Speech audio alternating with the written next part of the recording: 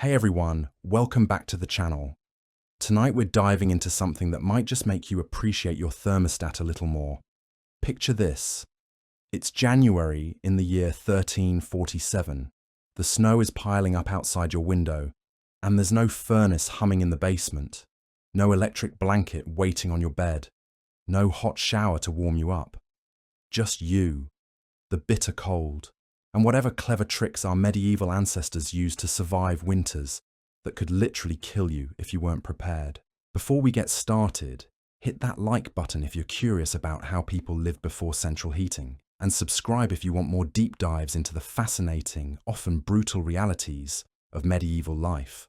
Also, drop a comment and let me know where you're watching from and what the temperature is like outside right now.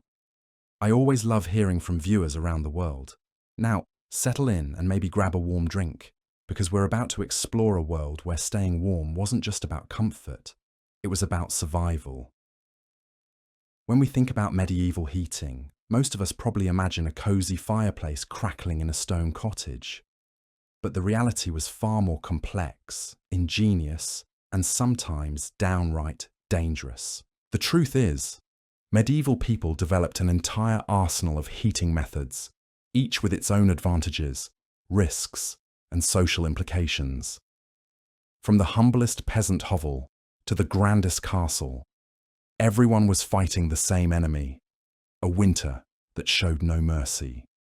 Let's start with the foundation of medieval heating, the open hearth. This wasn't your modern fireplace tucked neatly into a wall. We're talking about a fire pit right in the middle of the room, usually dug into the dirt floor or built up with stones. Imagine trying to cook, eat, sleep, and socialize all around this central flame that threw smoke in every direction. The open hearth was everything at once. It was your stove, your heater, your light source, and your social center.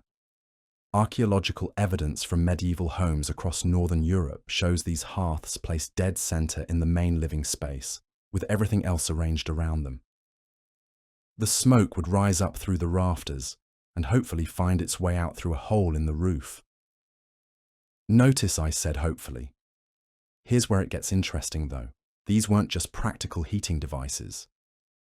Medieval people believed their hearth fires had spiritual significance. Many families would never let their fire completely die out because they thought it would bring bad luck or even death to the household. The fire was seen as a living entity that needed to be fed, tended, and protected.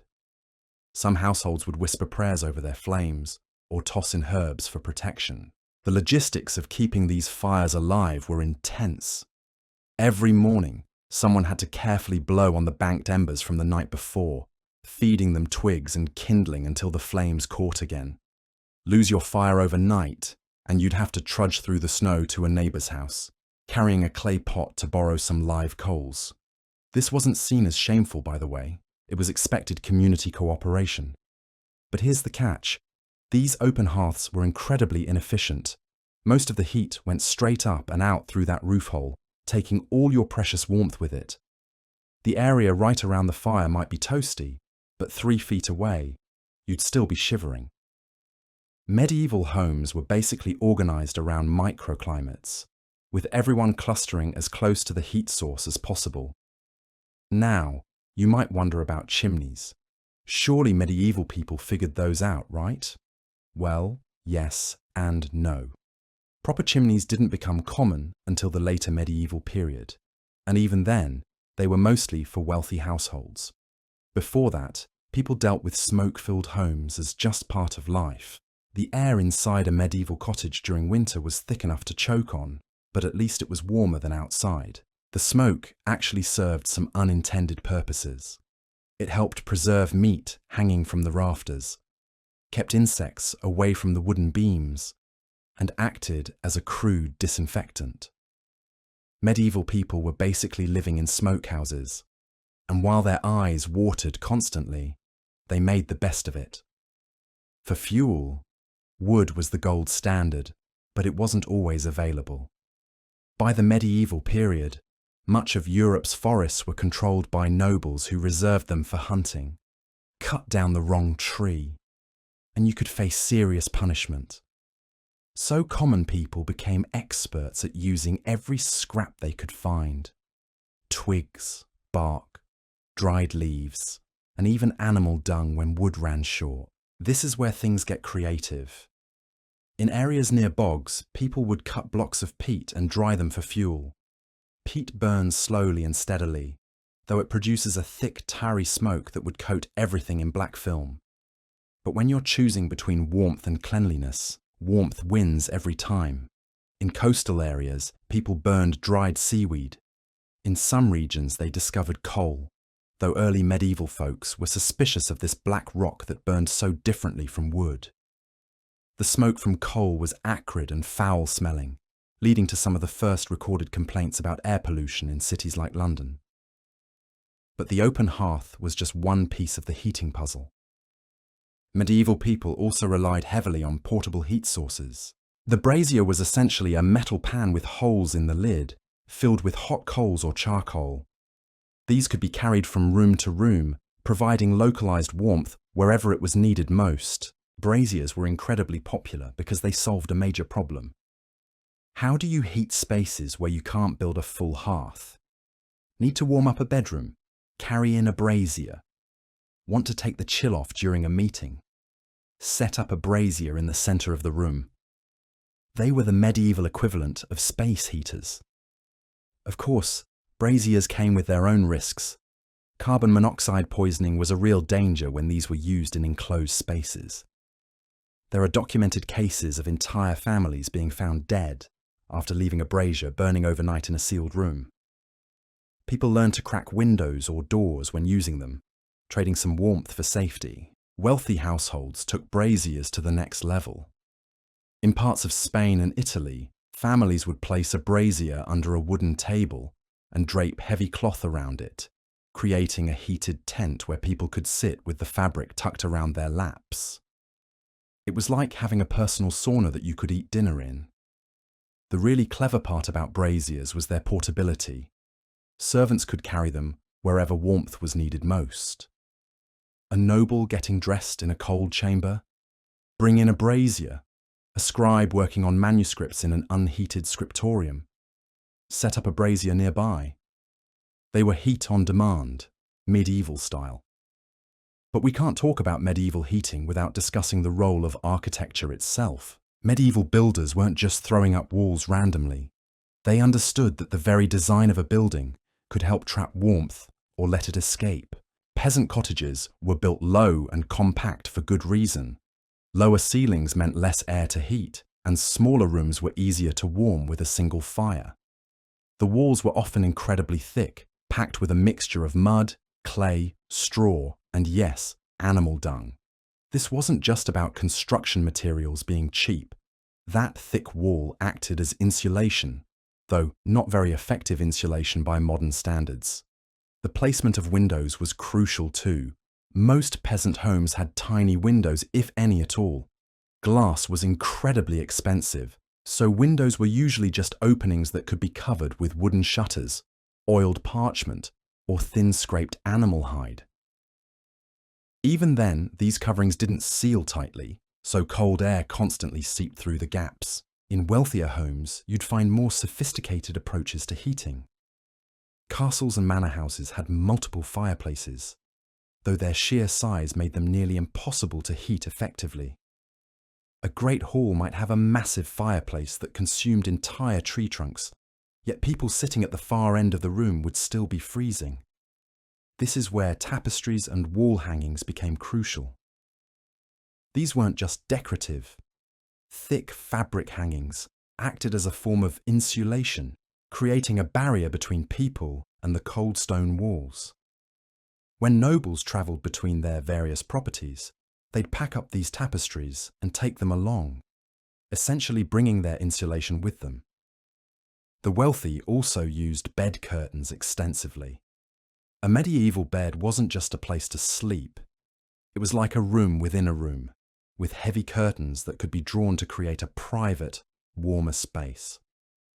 Some beds were essentially wooden boxes with fabric walls, designed to trap body heat and block drafts. But perhaps the most ingenious heating method was the most simple: shared body warmth. Medieval families didn't sleep in separate rooms like we do today.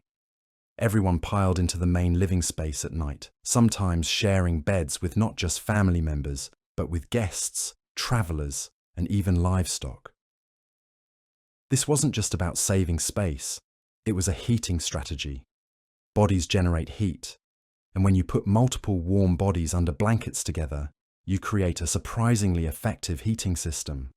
Children were often placed in the middle of the family pile, where they'd stay warmest. Adults would arrange themselves around the edges, acting as windbreaks for the smaller, more vulnerable family members. The practice of bundling, where strangers might share a bed for warmth, was common in inns and even private homes.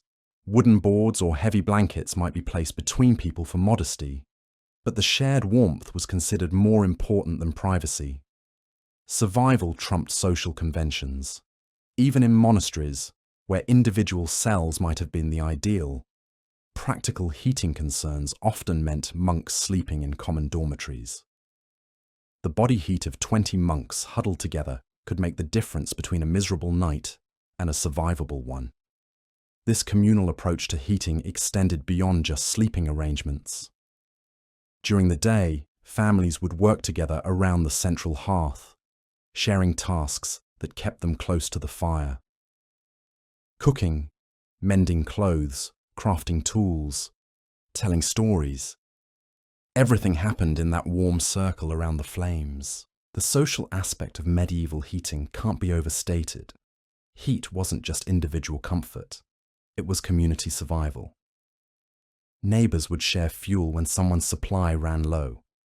A family whose fire died out could count on borrowing coals from others. Children would be sent running between houses, carrying small pots with glowing embers to restart cold hearths. This sharing wasn't just charity, it was practical insurance. Today, you might help your neighbor, and tomorrow they might help you. In a world where a dead fire could mean death, these mutual aid networks were literally life-saving. Of course, this communal heating had its downsides. Diseases spread quickly when people were packed together in poorly ventilated spaces. Privacy was almost non-existent.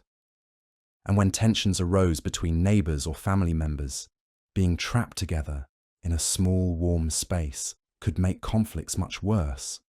But medieval people adapted to these challenges, just like they adapted to everything else.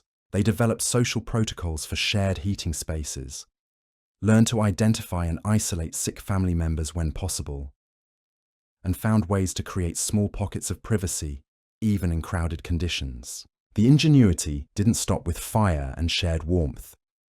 Medieval people discovered that certain activities could generate heat as a byproduct. Baking, brewing, and other forms of food preparation all produced warmth that could be captured and used. Public bakeries and breweries often became informal gathering places during winter, not just because people needed bread and ale, but because these establishments were some of the warmest places in town. The massive ovens used for baking bread would stay hot for hours after the flames died down, radiating heat into the surrounding area. Some enterprising bakers would even rent out space near their ovens, letting people warm themselves for a small fee. Imagine huddling against a bakery wall, absorbing heat that seeped through the stones while breathing in the smell of fresh bread. For many medieval people, this was as close to luxury as they'd ever get. Stay tuned for the next part, where we'll explore some of the more unusual heating methods medieval people developed, from heated stones in beds to the surprising role of animals in keeping warm. And we'll discover how different social classes approach the challenge of surviving winter in completely different ways. Now let's dive into some of the more creative and frankly desperate measures medieval people took to stay warm. Because when your survival depends on it, human ingenuity knows no bounds. One of the most widespread practices was the use of heated stones and warming pans.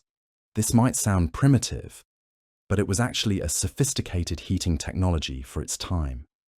People would select smooth, flat stones and heat them in the fire until they were almost glowing. Then they'd wrap these stones in cloth or leather and slip them into their beds before climbing in. The logistics of this were more complex than you might think. You couldn't just grab any rock from outside. The wrong type of stone could crack or even explode when heated, sending dangerous fragments flying. Medieval families became experts at identifying the best stones, usually from riverbeds where the rocks had been naturally smoothed and tested by water. The wrapping was crucial too. Too thin, and you'd burn yourself. Too thick, and the heat wouldn't transfer effectively. People used everything from old wool scraps to animal hides, creating what were essentially medieval hot water bottles. A properly heated stone could stay warm for hours, long enough to heat up a bed and keep you comfortable through the coldest part of the night. Wealthier households took this concept further with warming pans, metal containers with long handles that could be filled with hot coals and slid between sheets. These pans were moved back and forth like a slow iron, heating the entire bed surface before the sleeper got in. Some warming pans were beautifully decorated with intricate metalwork, turning a practical necessity into a status symbol. But here's where it gets really interesting. Medieval people didn't just heat objects, they heated their food strategically to warm themselves from the inside out. Hot porridge wasn't just breakfast, it was a heating system. Spiced wine wasn't just a drink, it was medicine against the cold. People would start their day with something hot in their stomachs because they understood that internal heat could sustain them longer than external warmth alone. The spices weren't random either. Ginger, cinnamon, cloves, and pepper were all believed to have warming properties. These spices were incredibly expensive, but even poor families would save up to buy small amounts during winter. A pinch of ginger in your morning ale wasn't luxury, it was survival strategy. Monasteries developed particularly sophisticated approaches to this internal heating. Monks would drink hot herbal teas throughout the day, believing that certain combinations of herbs could warm the body's humours and prevent winter illnesses. They weren't wrong either. Hot liquids do help maintain core body temperature, and many of those herbs contained compounds that improve circulation. Now, let's talk about something that might surprise you: the role of animals in medieval heating. This went far beyond just sharing body heat with livestock, though that certainly happened. Medieval people developed intricate relationships with their animals that were as much about warmth as they were about food or labour. In the coldest regions, it was common for families to share their living space with smaller animals. Goats, pigs, and chickens might spend winter nights in the same room as the human family. This wasn't just about protecting valuable livestock from freezing. These animals were essentially living, breathing heaters that produced warmth 24 hours a day. A single goat generates about as much heat as a small brazier, but unlike a brazier, it doesn't need fuel and won't produce dangerous carbon monoxide. The smell was something people just accepted as the price of warmth. When you're choosing between pleasant aromas and freezing to death, the choice is pretty clear. Some households got even more creative. There are records of people keeping rabbits in boxes near their beds, using these small animals like furry hot water bottles. The rabbits benefited from the protection and warmth of the house, while the humans benefited from the constant body heat these creatures produced.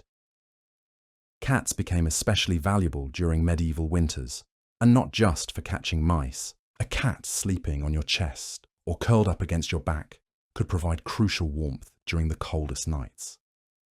Medieval people understood that cats seek out the warmest spots in a house, so following your cat could actually lead you to the most comfortable places to rest. Dogs played an even bigger role in medieval heating strategies. Large dogs were particularly prized because they produced more body heat. The phrase, "three-dog night," referring to a night so cold you'd need 3 dogs to keep warm, actually comes from this medieval practice. People would literally pile dogs onto their beds, using them as living blankets. But the animal-human heating relationship went both ways. Animals that were kept warm survived better, produced more milk or eggs, and stayed healthier through the winter. So caring for animals wasn't just about immediate warmth. It was about ensuring your food supply would last until spring. Some of the most ingenious heating innovations came from the need to warm specific body parts. Medieval people understood that keeping certain areas warm, like your hands, feet, and core, was more important than trying to warm your entire body evenly. Hand warmers were small metal containers, often made of brass or bronze, that could be filled with glowing coals and carried in your sleeves or pockets. These weren't crude devices either. Many were beautifully crafted with intricate perforated designs that allowed heat to escape while preventing the coals from spilling out. Women would often carry these hand warmers to church, hiding them under their cloaks while they knelt on freezing stone floors during long services. Imagine trying to pray with your hands so numb you can barely feel them, then discreetly warming your fingers on a small metal container filled with glowing embers. For feet, medieval people developed thick woolen socks and boot liners, but they also used heated sand or grain. Small cloth bags filled with sand or wheat could be heated by the fire and then slipped into boots or shoes. The sand held heat longer than you might expect, and it molded to the shape of your foot for maximum contact. Some people even heated small stones to place in their shoes, though this required careful attention to temperature. Too hot, and you'd burn your feet. Too cool, and it wouldn't help. Getting it just right was an art form that people learned through trial and error. The wealthy had access to more sophisticated warming devices. Fur muffs weren't just fashion statements. They were portable heating systems for hands. Some muffs even had small compartments where heated stones could be placed, turning them into medieval hand-warming devices. Foot warmers for the wealthy were elaborate affairs. Some were essentially small wooden boxes with metal linings that could hold hot coals. Your feet would rest on top while the heat radiated upward. These were particularly popular in churches and other places where people had to sit still for long periods in unheated spaces. But perhaps the most crucial aspect of medieval heating was timing and fuel management. People became experts at predicting weather and planning their heating accordingly. They could read cloud formations, wind patterns, and animal behavior to know when a particularly harsh cold snap was coming. When they sensed bad weather approaching, families would stockpile extra fuel, bank their fires more carefully, and prepare additional heating materials. They understood that running out of fuel during a blizzard could be a death sentence, so fuel management became a survival skill, as important as hunting or farming. Different types of fuel required different management strategies. Wood needed to be kept dry and properly seasoned. Peat had to be cut and dried months in advance. Coal, when it was available, required different handling techniques because it burned so much hotter than wood. Families would often designate specific roles for fire management. Children might be responsible for gathering kindling. Adults would handle the larger fuel. Elderly family members, who might not be able to do heavy labor, often became the fire tenders, using their experience to keep flames burning efficiently throughout the day and night. The social dynamics around fire were complex too. In larger households, there were often unspoken hierarchies about who got to sit closest to the fire. Age, gender, social status, and health all played roles in determining your position in the warmth circle. Being banished from the fire wasn't just uncomfortable, it could be dangerous. Women often held special status as firekeepers because they were typically responsible for cooking and household management. A woman who could keep a fire burning steadily while managing all the other household tasks was highly valued. Some women developed reputations as particularly skilled fire managers, and their techniques would be passed down through generations. The tools for fire management were precious possessions. A good pair of bellows could mean the difference between a thriving fire and one that died out. Fire tongs, pokers, and shovels were crafted carefully and maintained religiously. Losing or breaking fire tools during winter could be catastrophic.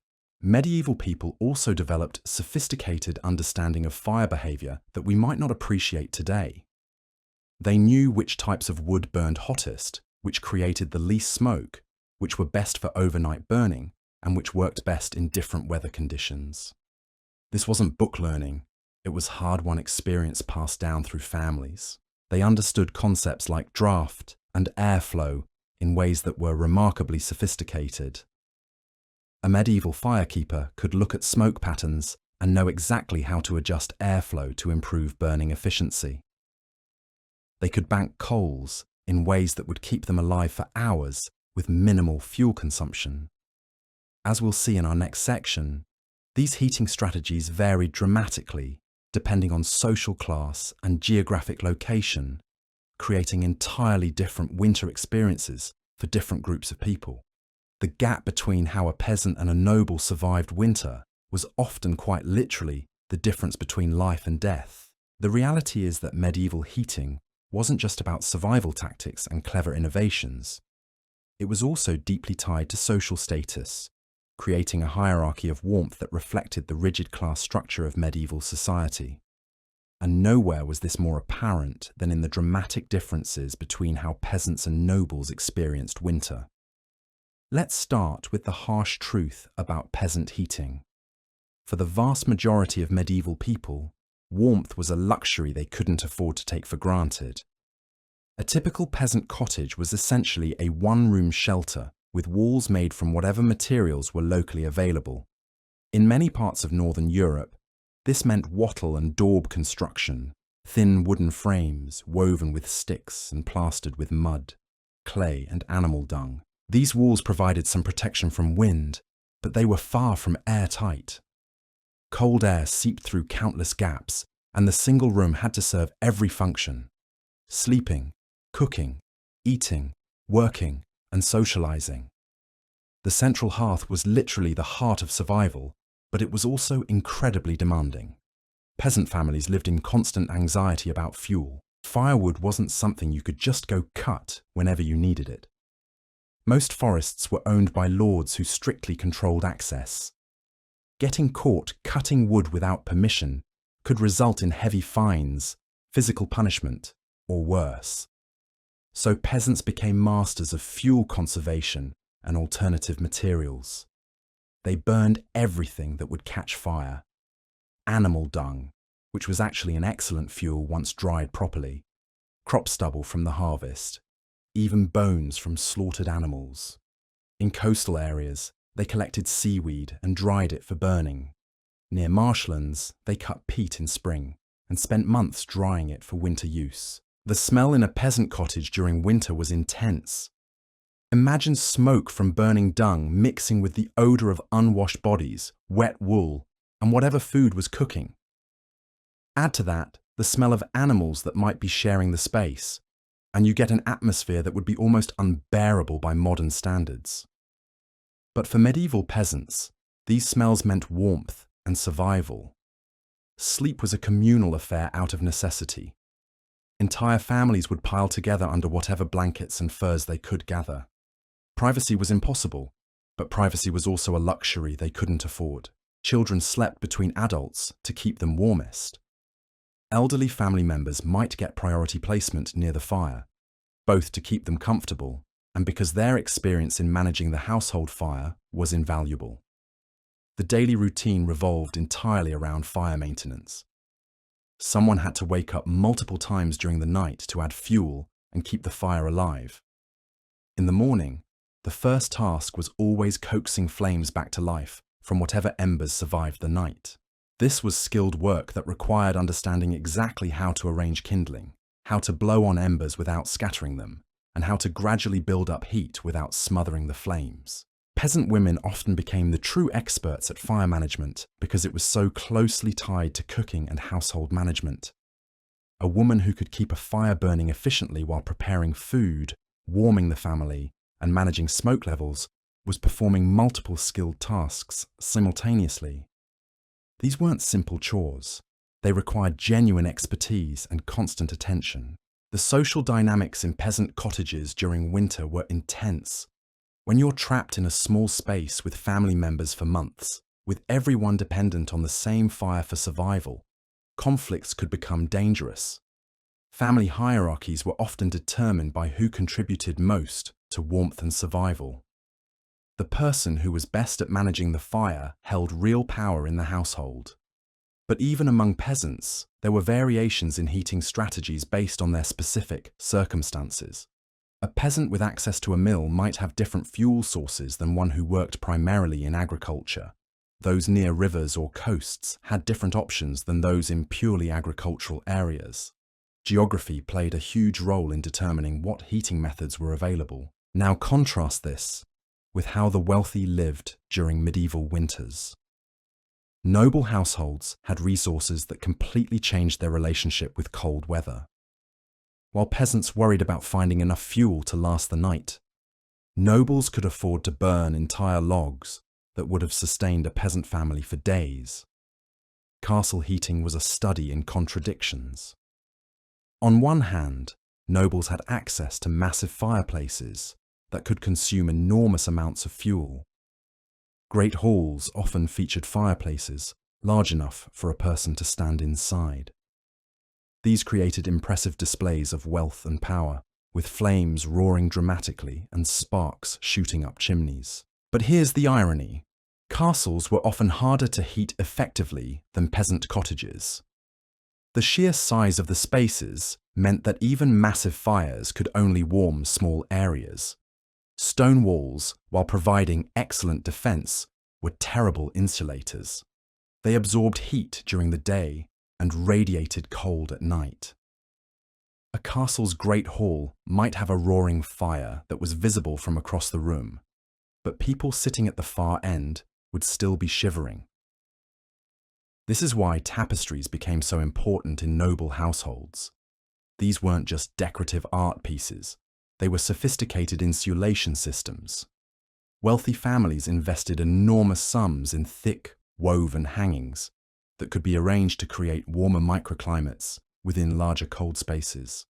When nobles travelled between their various properties, they often took their tapestries with them, essentially packing up their insulation along with their other possessions.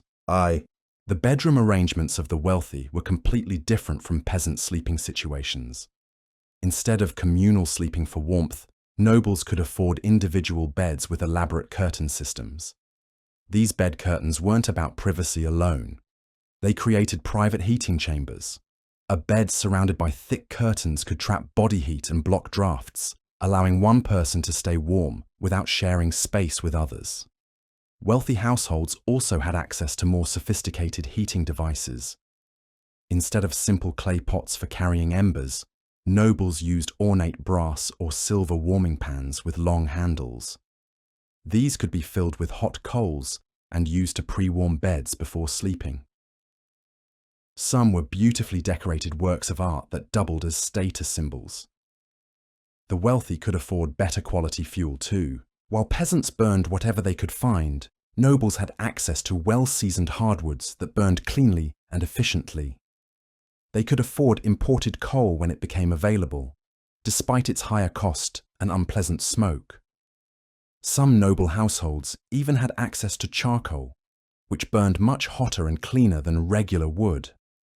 But perhaps the biggest difference was in heating infrastructure. Wealthy households often had multiple heating sources throughout their properties. While peasants relied on a single central fire, nobles might have fireplaces in several rooms, braziers that could be moved as needed, and even early forms of central heating in some cases. Some of the most advanced noble households experimented with hypocauste systems, inspired by ancient Roman technology. These involved heating air in a central furnace and directing it through channels under floors or behind walls. It was primitive compared to modern systems, but it represented a completely different approach to heating that was only possible with significant wealth and resources. The social dynamics around heating in noble households were complex too. Servants were responsible for maintaining fires, but this created its own hierarchy. The servants who managed heating systems held important positions because their skills directly affected their master's comfort. A servant who could efficiently manage multiple fires, maintain proper fuel supplies, and operate heating devices was highly valued. Nobles also used heating as a way to display hospitality and status. Offering guests warm rooms, heated wine, and comfortable seating near fires was a way of showing both wealth and good breeding. The quality of heating in a noble's home became a reflection of their social position and their ability to provide for others. The clothing differences between classes during winter were just as dramatic as their heating arrangements. While peasants wrapped themselves in coarse, undyed wool and whatever animal skins they could obtain, nobles wore multiple layers of fine fabrics, often including expensive furs that served both as status symbols and effective insulation. Noble winter clothing was engineered for warmth in ways that peasant clothing couldn't be.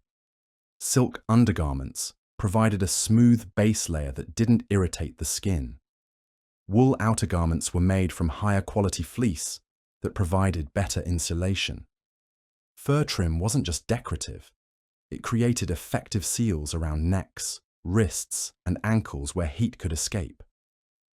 The wealthy could also afford to change clothes more frequently, which was important for both warmth and health.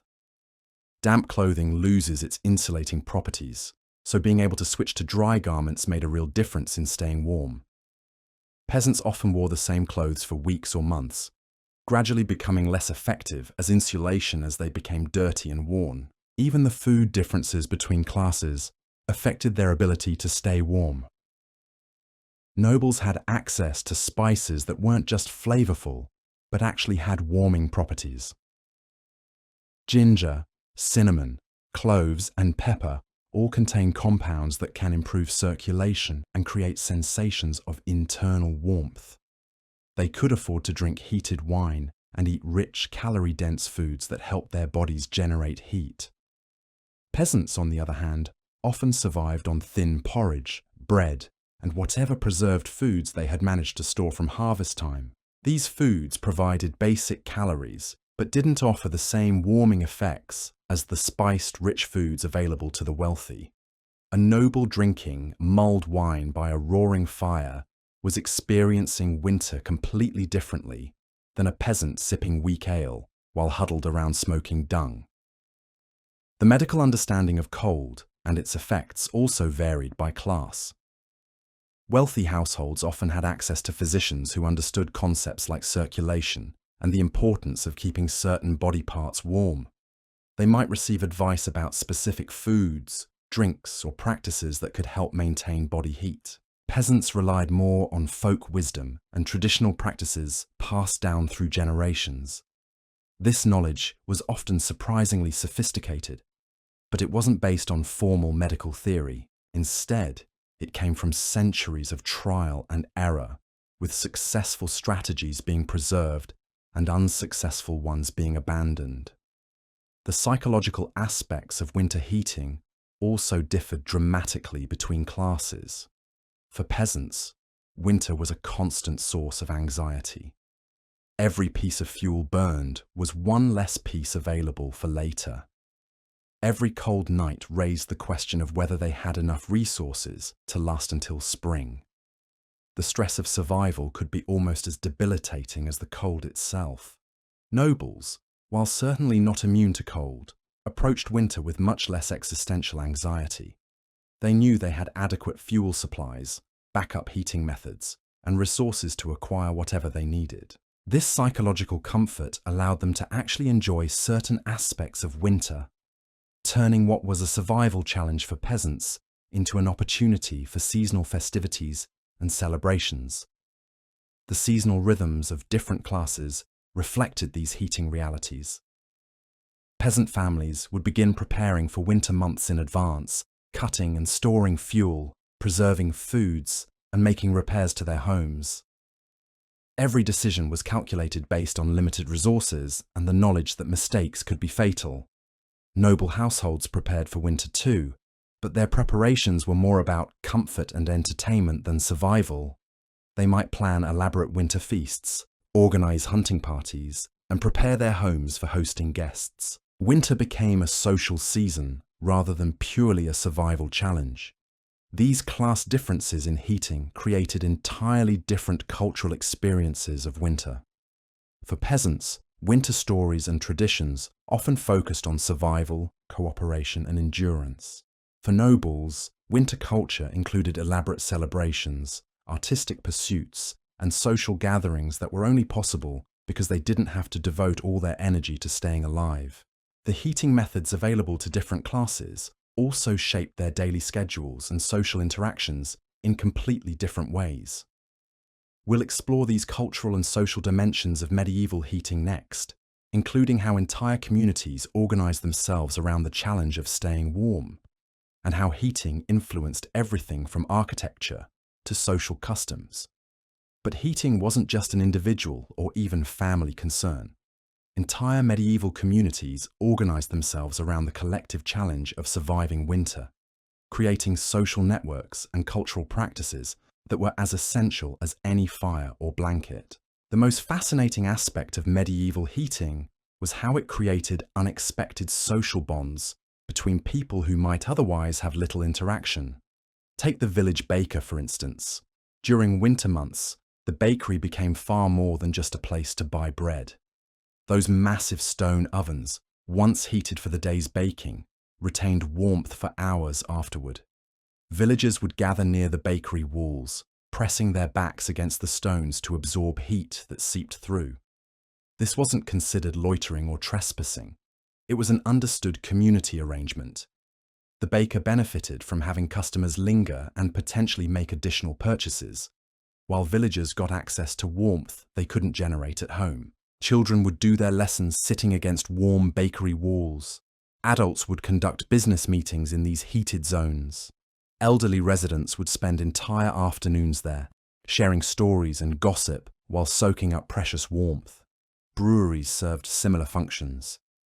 The process of brewing ale required boiling large quantities of water and grain, creating steam and heat that filled the entire building. Like bakeries, breweries became informal gathering spaces where people could warm themselves while the proprietor worked.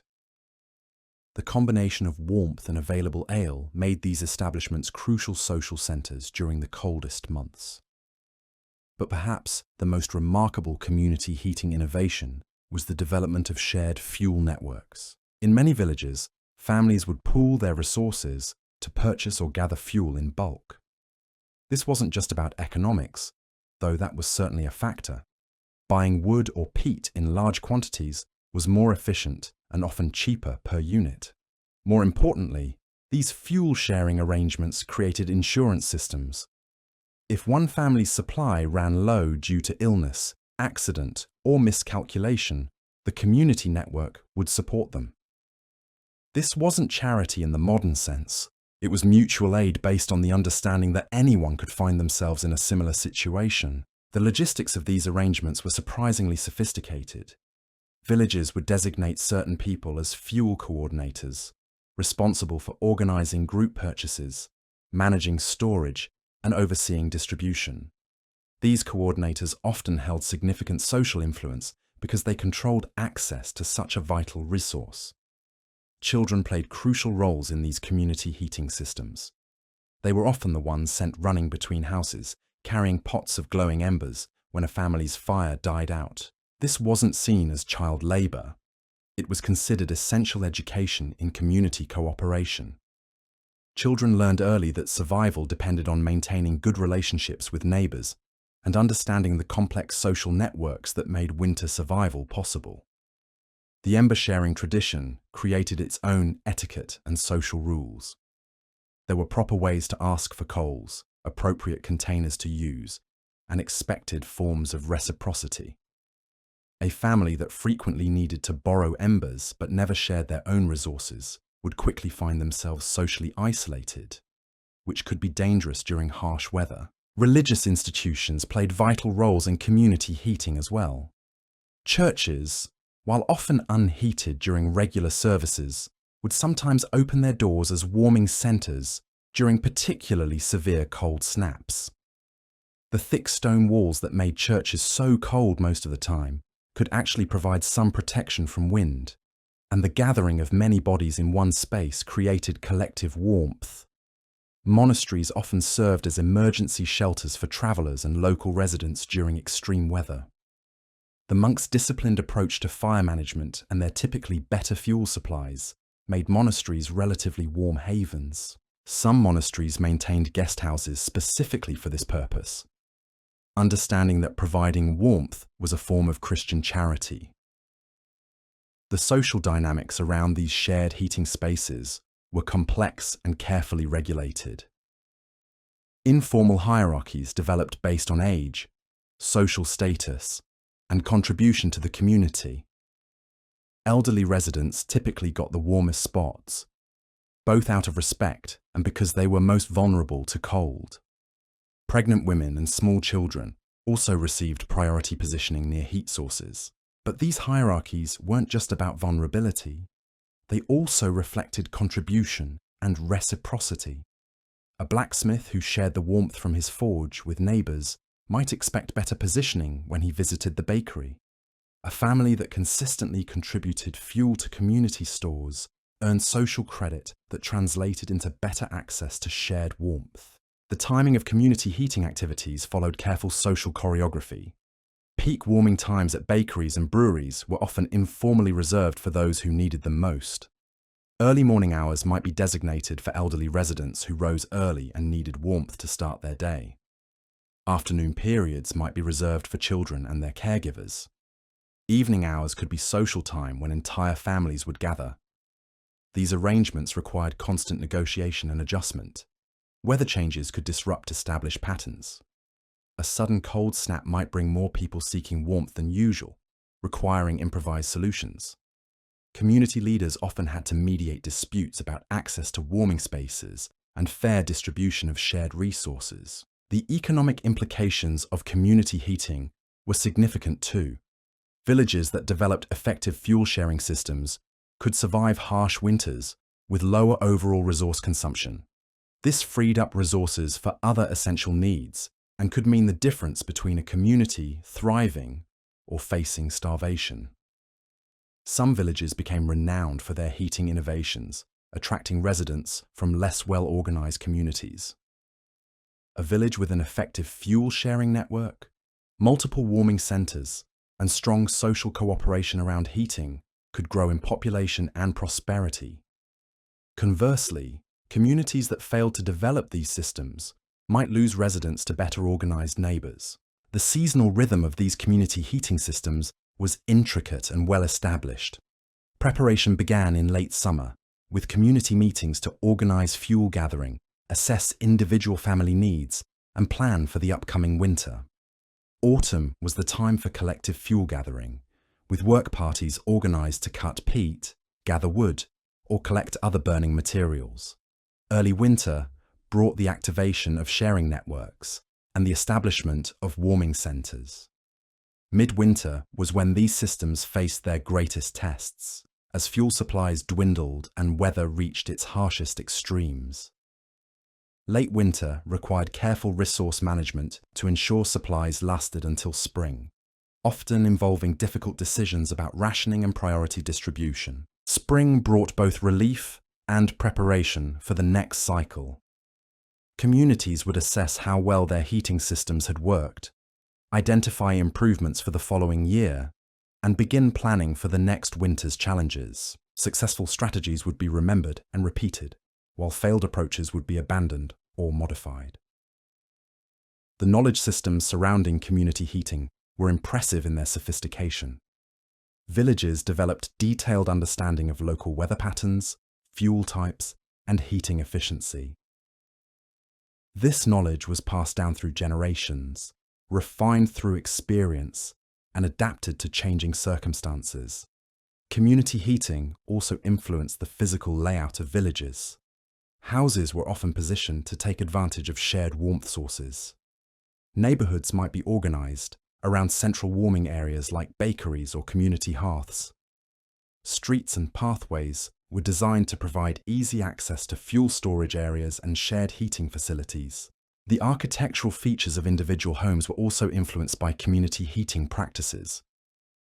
Houses near bakeries might have smaller personal hearths because residents could rely on external heat sources. Homes designated as community gathering spaces during extreme weather might have larger hearths and better ventilation systems to accommodate crowds. These community systems created cultural practices that extended far beyond mere survival. Winter storytelling traditions often took place in shared warming spaces, creating opportunities for cultural transmission and entertainment. Community heating locations became venues for informal education, where skills and knowledge were passed between generations. The social bonds formed around shared heating experiences often lasted throughout the year and across many years. Families who had helped each other survive difficult winters maintained those relationships during warmer months.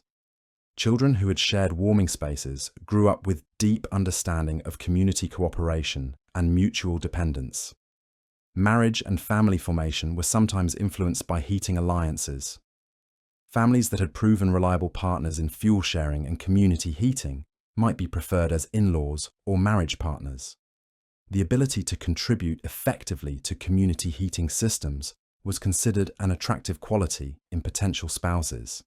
Community heating systems also created opportunities for social mobility. A person who developed particularly effective heating innovations or who showed exceptional skill in fuel management might gain social status and influence within the community. These skills could translate into leadership roles and improved economic opportunities.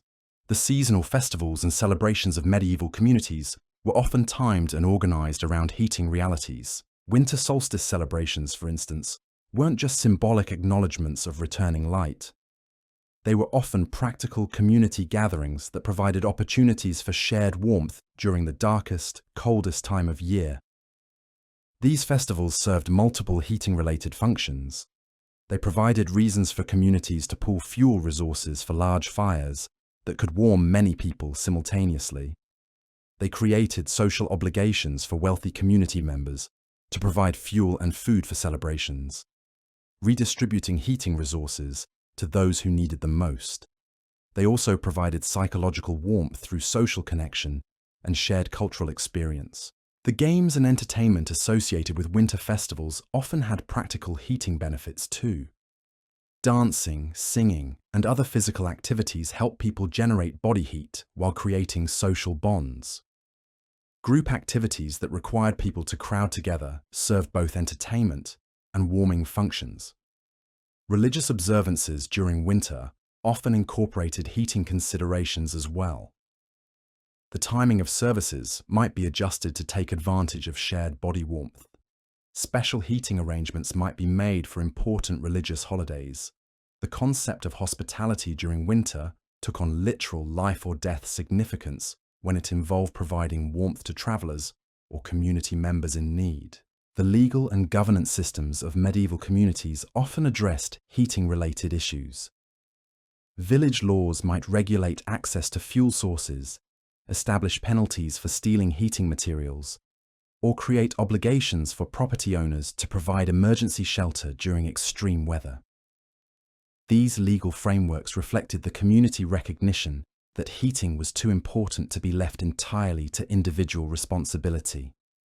Dispute resolution mechanisms often dealt with heating-related conflicts. Arguments over fuel sharing, access to warming spaces, or damage caused by heating activities required community mediation.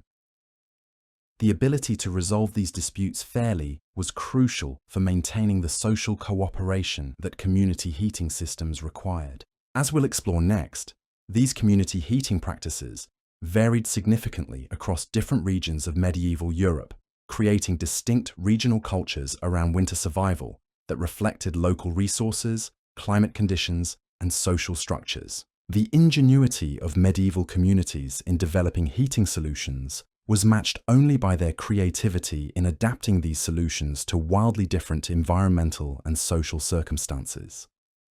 The regional variations in medieval heating were as dramatic as the landscapes themselves. What worked in the marshlands of Ireland was completely useless in the mountains of Switzerland. What saved lives in coastal Scotland could kill you in the forests of Germany. Medieval people didn't have the luxury of standardized heating solutions, so they became masters of adaptation, developing techniques so specialized that neighboring regions might use completely different methods. Let's start with the boglands of Northern Europe.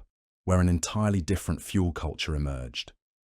In Ireland, Scotland, and parts of Scandinavia, vast wetlands provided access to peat. But harvesting it required knowledge that took generations to perfect. You couldn't just dig up any muddy ground and expect it to burn. The best peat came from bogs that were thousands of years old, where layer upon layer of compressed plant matter had created dense, energy-rich fuel. Families would walk for miles to reach the good boglands, often travelling to the same spots their grandparents had used. The timing of peat cutting was crucial. Too early in the season, and the peat would be too wet to dry properly. Too late, and you wouldn't have enough time to prepare it before winter. The cutting process itself was backbreaking work that required specialised tools. Peat spades had narrow blades designed to cut clean, uniform blocks that would stack and dry efficiently. The blocks had to be cut to specific dimensions, roughly the size of a brick, so they would fit properly in hearths and storage areas. But cutting was only half the battle. Peat needed months of drying before it could burn effectively. Families would lay out thousands of blocks in carefully arranged patterns that allowed air to circulate while protecting the peat from rain. The drying fields looked like miniature cities, with neat rows of dark blocks stretching across the landscape. The quality of peat varied dramatically even within the same bog. Experienced cutters could tell just by looking at a section whether it would burn clean or produce choking smoke. The best peat burned with minimal smoke and left fine ash. Poor quality peat would fill a house with acrid fumes and leave behind clinkers that clogged hearths. Peat-burning regions developed their own social customs around fuel sharing. Because the cutting and drying process required so much labour and specialised knowledge, families often worked together in cutting cooperatives. These weren't just work arrangements. They were social institutions that determined marriage patterns, settled disputes, and maintained community cohesion. The smell of peat smoke became so associated with home and comfort in these regions that people could identify their own village's peat just by the scent. Each bog produced peat with slightly different aromatic qualities, creating distinctive signatures that marked communities as clearly as any banner or coat of arms. In the mountainous regions of Central Europe, entirely different heating challenges emerged. Wood was often plentiful, but the types available required completely different management strategies. Pine and fir burned quickly and produced a lot of smoke, but they were easy to cut and split. Oak and beech burned slowly and cleanly, but they were harder to harvest and required more time to season properly. Mountain communities developed sophisticated understanding of wood seasoning that went far beyond simply letting it dry. They learned to cut trees at specific times of year when the sap content was lowest. They understood that wood cut in late fall or winter would season faster and burn cleaner than wood cut in spring or summer. The altitude created additional complications. Wood that burned perfectly at lower elevations might struggle to catch fire at higher altitudes, where oxygen was thinner. Mountain dwellers learned to adjust their fire-starting techniques, using different arrangements of kindling and different breathing techniques when blowing on embers. Snow presented both challenges and opportunities in mountain regions. Heavy snow loads could collapse roofs if not properly managed, but snow also provided excellent insulation when used correctly. Some mountain homes were partially buried in snow during winter, with residents creating tunnels to reach their doors. The snow acted like a thick blanket around the house, trapping heat and blocking wind. Mountain communities also developed unique architectural solutions. Many homes were built partially underground, taking advantage of the Earth's natural insulation. Others were constructed with steep pitched roofs that shed snow quickly, preventing dangerous accumulations. Some featured elaborate systems of interconnected buildings that allowed people to move between structures without going outside. The social organization of mountain heating was often based on elevation and exposure. Families living higher up the mountain, where conditions were harsher, received priority access to the best fuel and often had obligations from lower elevation neighbours to provide assistance during the worst weather. In the coastal regions of northern Europe, salt air created unique heating challenges. The constant moisture made it difficult to keep fuel dry, and the salt corroded metal heating equipment much faster than in inland areas. Coastal communities had to develop waterproofing techniques for fuel storage and more frequent replacement schedules for their heating tools. But coastal areas also had unique fuel sources. Seaweed, when properly dried, could burn surprisingly well. Driftwood, though often salt-encrusted, provided fuel that required no cutting or transport. Some coastal communities even learned to burn whale oil or fish oils in specially designed lamps that provided both heat and light. The tidal patterns influenced heating schedules in coastal areas. Low tide was the best time for gathering seaweed and driftwood, so fuel collection had to be coordinated with the ocean's rhythm rather than just the weather or season. Storms that might devastate inland communities could actually be beneficial for coastal dwellers, washing up valuable fuel resources. Coastal heating also had to account for the constant humidity. Fires had to burn hotter and more consistently to counteract the dampness that seeped into everything. Clothing and bedding required special attention to prevent them from becoming so moisture-laden that they lost their insulating properties. The fishing culture of coastal areas created heating opportunities that inland communities couldn't access. Fish oils could be rendered into lamp fuel. Fish bones, when dried, burned surprisingly well. Even fish scales could be processed into a material that helped fires catch and burn more efficiently. In the vast forest regions of Central and Eastern Europe, heating strategies revolved around the incredible abundance and diversity of wood available. But this abundance created its own challenges.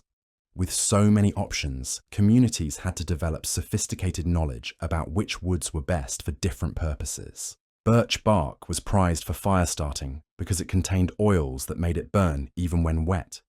Pine knots, the resin-rich sections where branches joined trunks, burned so hot they could melt metal.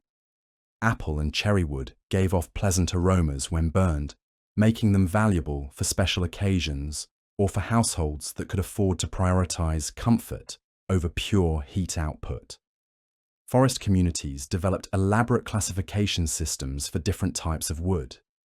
They understood that hardwoods like oak and maple burned slowly and produced long-lasting coals, perfect for overnight heating. Softwoods like pine and fir caught fire quickly and burned hot, making them ideal for rapid heating or cooking. The timing of tree cutting in forest regions was governed by complex traditional knowledge. Trees cut during the new moon supposedly seasoned faster.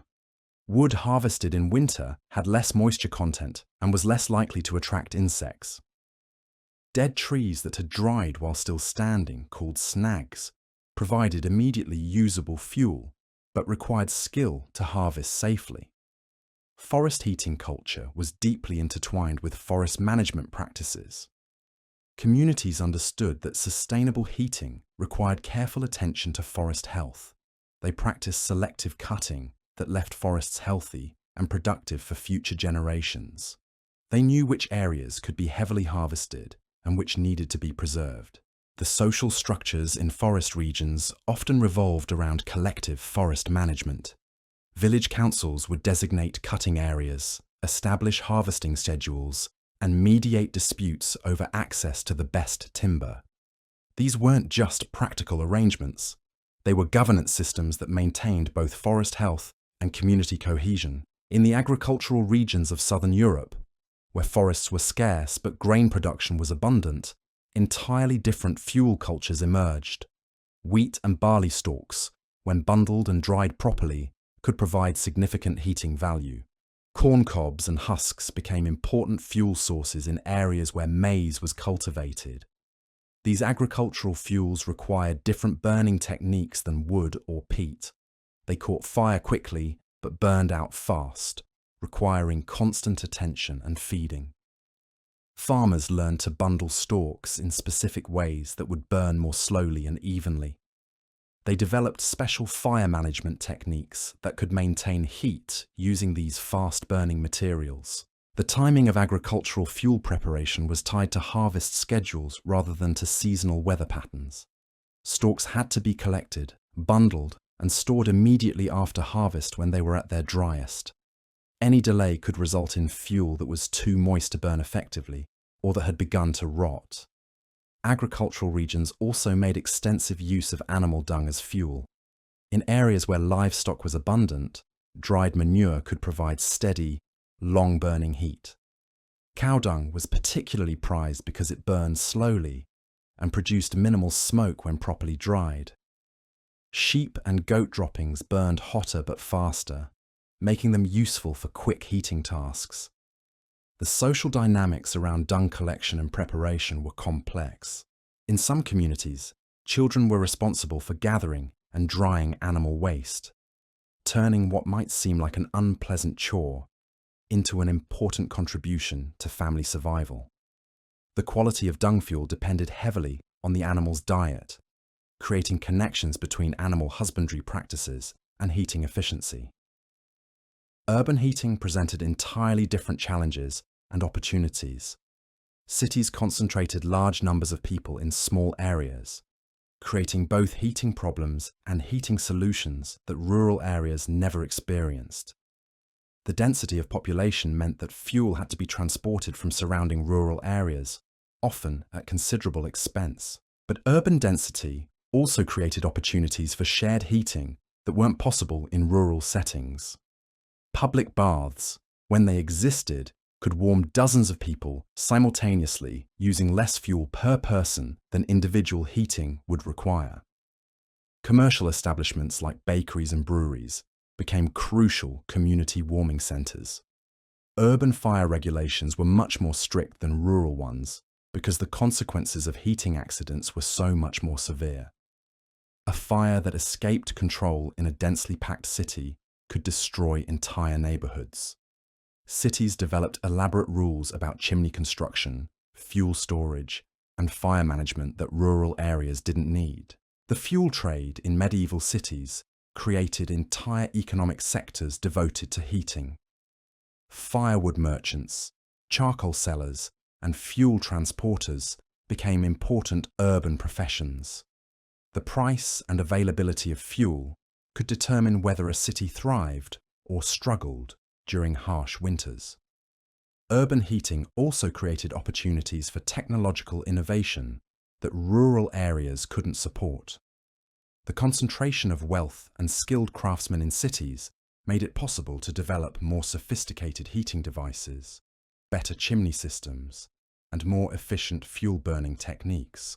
The regional variations in medieval heating weren't just practical adaptations. They created distinct cultural identities that persisted for centuries. The peat-cutting communities of Ireland developed folklore and music traditions around bogwork. Forest communities created elaborate seasonal festivals celebrating the wood harvest. Coastal areas developed maritime traditions that incorporated fuel gathering into their broader relationship with the sea. These regional heating cultures influenced everything from architecture to social organisation to religious practices. The type of fuel available determined the design of houses, the timing of community gatherings, and even the development of local crafts and industries. The exchange of heating knowledge between regions was limited by transportation and communication constraints, but it did occur.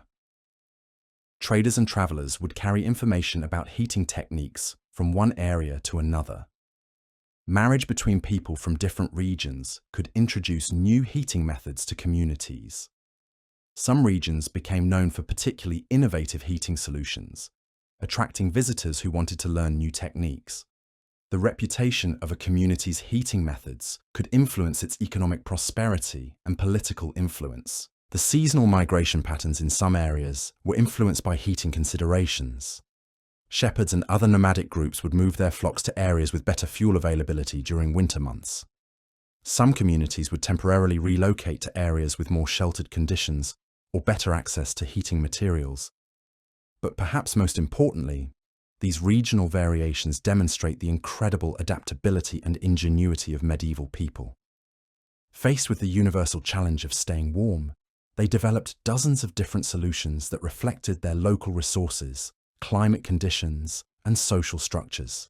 There was no single medieval heating method, because medieval people were far too creative and adaptable to rely on one-size-fits-all solutions. As we'll see next, this adaptability extended to some of the most ingenious and surprising heating innovations of the medieval period, including techniques that were so effective they influenced heating methods for centuries afterward, and others that were so dangerous they were eventually abandoned for good reason.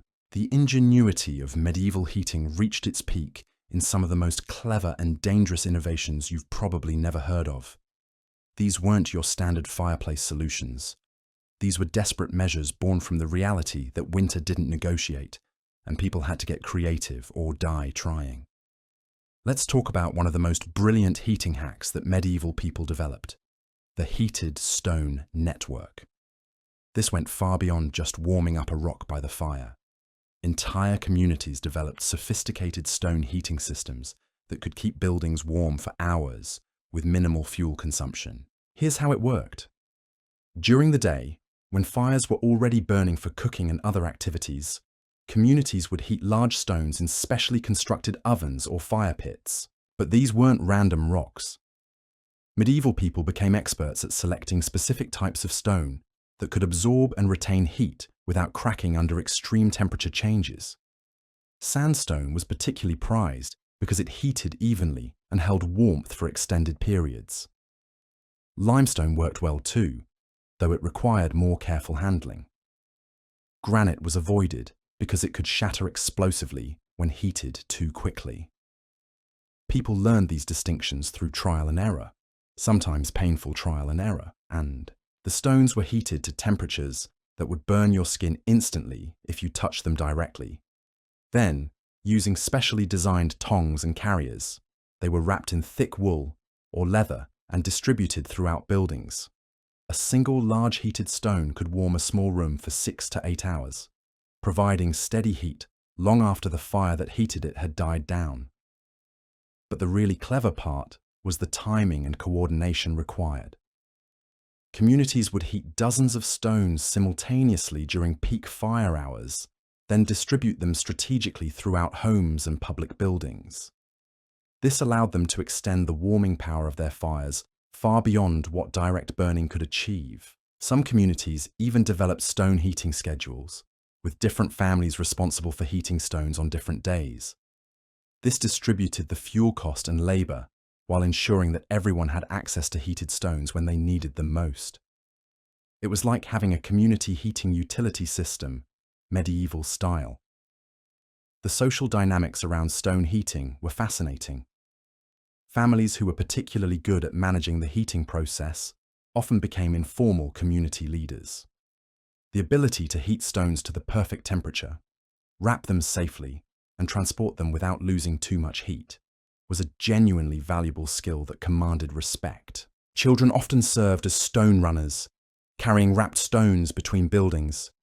This wasn't just child labor, it was education in community cooperation and heat management. Kids learned to judge stone temperature by sound, how the stone hissed when water was dropped on it, and how to wrap stones for maximum heat retention. The tools for stone heating became precious family possessions. Special tongs designed for handling hot stones were passed down through generations. Thick leather wrappings were carefully maintained and repaired. Clay vessels designed to hold and transport heated stones were crafted with as much care as any other household pottery. But stone heating had its dangers too. Burns from mishandled hot stones were common and could be severe. There are records of people suffering serious injuries when stones cracked and split while being handled, sending fragments of superheated rock flying. Some stones would retain enough heat to cause burns even hours after they seemed to have cooled down. The most sophisticated stone heating systems involved permanent installations. Some medieval buildings had specially constructed chambers where stones could be heated and then moved into living spaces through carefully designed channels. These proto-central heating systems represented some of the most advanced heating technology of the medieval period. Another ingenious innovation was the development of heated sand systems. This might sound less impressive than heated stones, but sand offered unique advantages that medieval people learned to exploit brilliantly. Sand could be heated to extremely high temperatures without the risk of cracking or exploding that stones presented. It molded perfectly to whatever container it was placed in, providing even heat distribution that stones couldn't match. Medieval people would heat sand in large iron pots or specially constructed ovens, then transfer it to smaller containers that could be placed in beds, carried in pockets, or used to warm specific body parts. Sand retained heat differently than stones, releasing it more gradually and at lower temperatures that were safer for direct contact with skin. The portability of heated sand made it incredibly useful. Small leather pouches filled with hot sand could be tucked into clothing to warm hands or feet. Larger containers could be placed in beds to warm sleeping areas. Sand-filled warming devices could be shaped to fit around injured or arthritic joints, providing therapeutic heat exactly where it was needed. But perhaps the most innovative use of heated sand was in what medieval people called sand beds. These were specially constructed sleeping areas, where heated sand was placed beneath layers of fabric and blankets. The sand would slowly release heat throughout the night, keeping sleepers warm for hours longer than other heating methods could achieve. The preparation of sand for heating was more complex than you might think. Not all sand worked equally well. Beach sand often contained salt that could corrode metal containers. River sand might contain organic matter that would burn and smoke when heated. The best sand came from specific quarries and required careful cleaning and preparation before use. Sand heating also created opportunities for combining heat with other beneficial properties. Medieval people would mix heated sand with dried herbs like lavender or rosemary, creating aromatic heating devices that provided both warmth and pleasant scents. Some mixtures were believed to have medicinal properties, turning heating devices into therapeutic treatments. The social aspects of sand heating were different from stone heating because sand systems were more individualized. Families could prepare their own sand heating devices without the community coordination that stone heating required. This made sand heating more private and personal, but also meant that knowledge about techniques was less widely shared. Women often became the experts in sand heating because it was so closely connected to household management and textile work. The skills required to prepare sand, heat it safely, and create effective containers overlapped with traditional women's crafts like sewing and fabric work. Now let's explore one of the most dangerous heating innovations: enclosed flame systems. These were attempts to create more controlled and efficient fires by containing them in specially designed chambers or vessels. The goal was to capture more heat while reducing smoke and fire hazards. But the results were often catastrophic. The basic idea was sound. By controlling airflow to a fire, you could make it burn more efficiently and direct the heat more effectively. Medieval people experimented with all sorts of enclosed fire systems, from simple covered braziers to elaborate chambered furnaces that attempted to separate combustion from heat distribution. Some of these systems worked reasonably well under ideal conditions. Covered braziers with carefully designed air holes could burn more efficiently than open fires while producing less smoke. The heat was more concentrated and could be directed more precisely. For activities like metalworking or cooking, these controlled flame systems offered real advantages. But the dangers were enormous. Enclosed fires produced carbon monoxide in much higher concentrations than open flames. Medieval people had no understanding of this invisible, odorless killer. They just knew that people sometimes died mysteriously when using certain types of enclosed heating devices, especially in tightly sealed rooms. The symptoms of carbon monoxide poisoning, drowsiness, confusion, and weakness were often mistaken for other conditions or attributed to supernatural causes. Entire families would sometimes be found dead in their homes, after using enclosed flame systems overnight, with no obvious explanation for their deaths. Despite these tragedies, people continued experimenting with enclosed flame systems because the potential benefits were so attractive. A heating system that used fuel more efficiently and produced less smoke seemed worth the risks, especially when those risks were poorly understood. Some regions developed safer versions of enclosed flame systems through trial and error. They learned that these systems required careful ventilation and could never be used in completely sealed spaces. They developed rules about when and where enclosed flames could be used safely, though these rules were based on practical experience rather than scientific understanding. The most successful enclosed flame systems were those used for specific purposes rather than general heating. Blacksmiths developed enclosed forges that burned more efficiently than open fires while still providing adequate ventilation. Bakers created enclosed ovens that could maintain more consistent temperatures for bread making. But for general household heating, enclosed flame systems remained dangerously unpredictable. The technology existed to create more efficient fires, but the knowledge needed to use them safely was still centuries away. Perhaps the most innovative heating development was the creation of heat recovery systems. Medieval people began to understand that a lot of heat was being wasted when hot air and smoke simply escaped through roof holes or chimneys.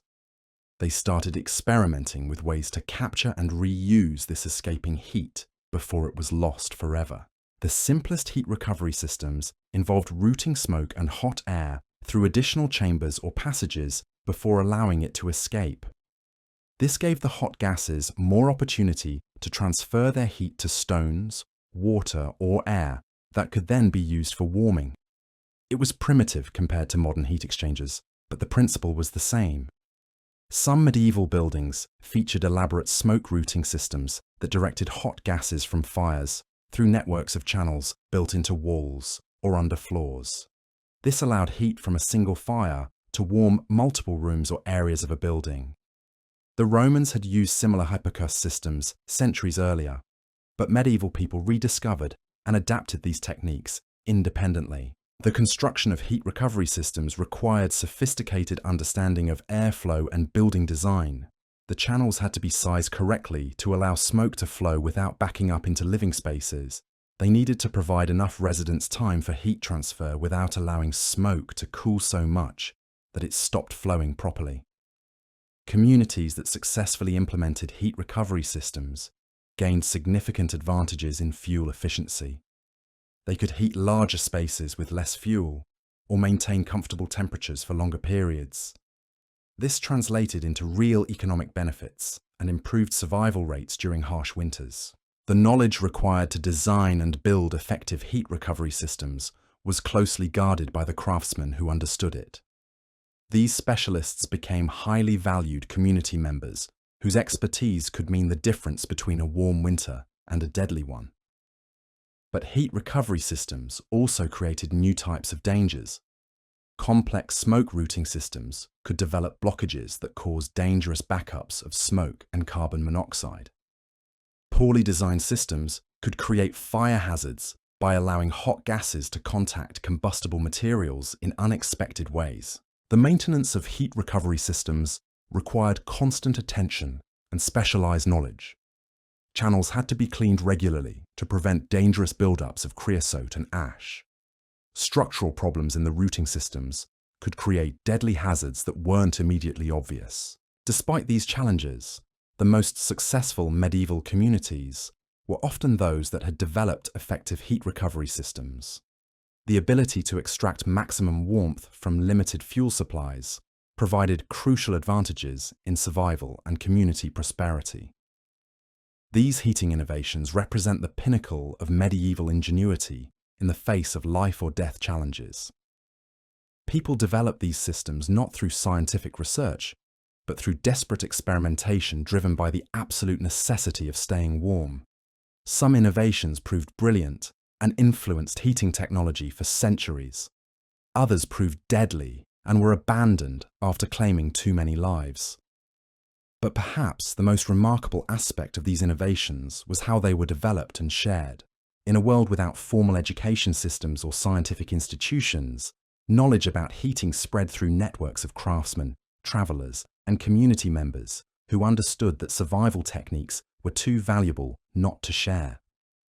The legacy of these medieval heating innovations extended far beyond the medieval period itself. Many of the principles behind heated stone systems, sand heating, and heat recovery influenced later developments in heating technology. The understanding that heat could be stored, transported, and recovered laid groundwork for more sophisticated systems that wouldn't be fully realized for centuries. But we haven't even touched on some of the most surprising aspects of medieval heating. The role of clothing as a heating system, the development of personal heating devices that were remarkably sophisticated, and the ways that medieval people learned to use their own bodies as heating sources. These personal heating strategies were often more important than any fire or building system because they traveled with you wherever you went. As we'll see next, medieval people understood that the most reliable heating system was the one you wore on your back and carried in your habits. The science of staying warm was as much about what you put on your body as what you burned in your hearth. The personal heating revolution of medieval times started with something we might take completely for granted today: layering. But this wasn't just throwing on extra clothes when it got chilly.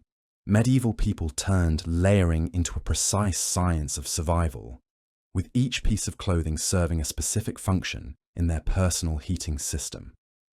The foundation layer was always linen. This might seem counterintuitive since linen is what we think of as a summer fabric, but medieval people understood something crucial about how bodies generate and lose heat. Linen wicks moisture away from the skin, preventing the dampness that can make you feel cold, even when you're technically warm. A dry body is a warm body, and linen kept that base layer dry. Over the linen came wool, but not just any wool. Medieval people had access to different grades and types of wool that served different purposes in their layering systems. The wool closest to their bodies was often the finest and softest available, because rough wool against skin would cause irritation that could become dangerous in winter conditions. You couldn't afford to have scratchy clothing that made you want to remove layers when your life depended on keeping them on. The outer wool layers were where things got really interesting. These garments were often treated with lanolin, the natural oils from sheep's wool, which made them somewhat water-resistant. This wasn't waterproofing in the modern sense, but it helped shed light snow and rain while maintaining insulation properties even when damp. But here's where medieval clothing science got really sophisticated. Different parts of garments were designed for different functions. Sleeves might be detachable, allowing you to adjust your arm insulation based on what work you were doing. Hoods were designed to cover not just your head, but to create dead air spaces around your neck and shoulders where body heat could accumulate. The wealthy had access to fur, but even among the wealthy, fur wasn't used randomly. Different furs had different properties that medieval people understood intimately. Rabbit fur was excellent for lining because it was lightweight and incredibly insulating. Fox fur was prized for trim around openings like cuffs and necklines because it was dense enough to block drafts. Bear fur was used sparingly because it was heavy, but it provided unmatched warmth in the most extreme conditions. For common people, fur meant whatever they could get their hands on.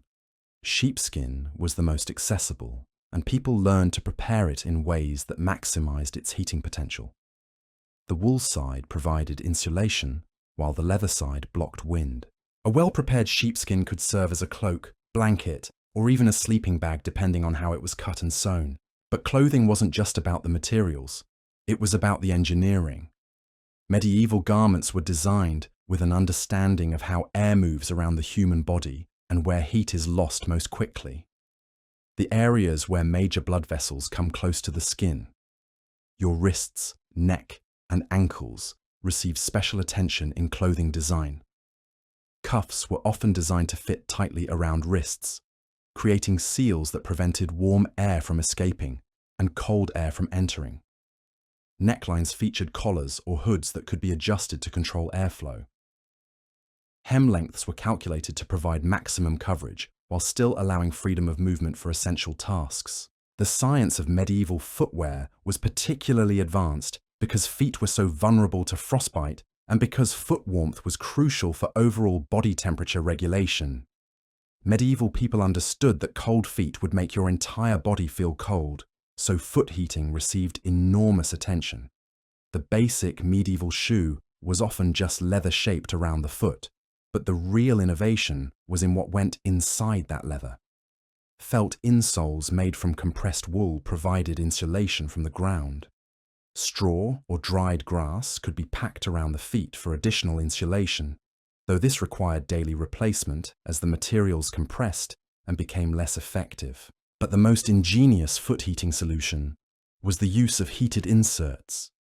Small stones, metal objects, or bags of sand could be heated by the fire and then placed inside specially designed pockets in boots or shoes. These medieval foot warmers could keep feet comfortable for hours during outdoor work or travel. The wealthy had access to more sophisticated foot heating. Some boots were designed with double soles, creating air spaces that provided insulation. Others featured removable liners that could be taken out, warmed by the fire, and replaced when they cooled down. The most expensive boots might even have fur linings that could be adjusted or replaced based on weather conditions. Hand warming through clothing was equally sophisticated. Medieval gloves and mittens weren't just fabric tubes for your fingers.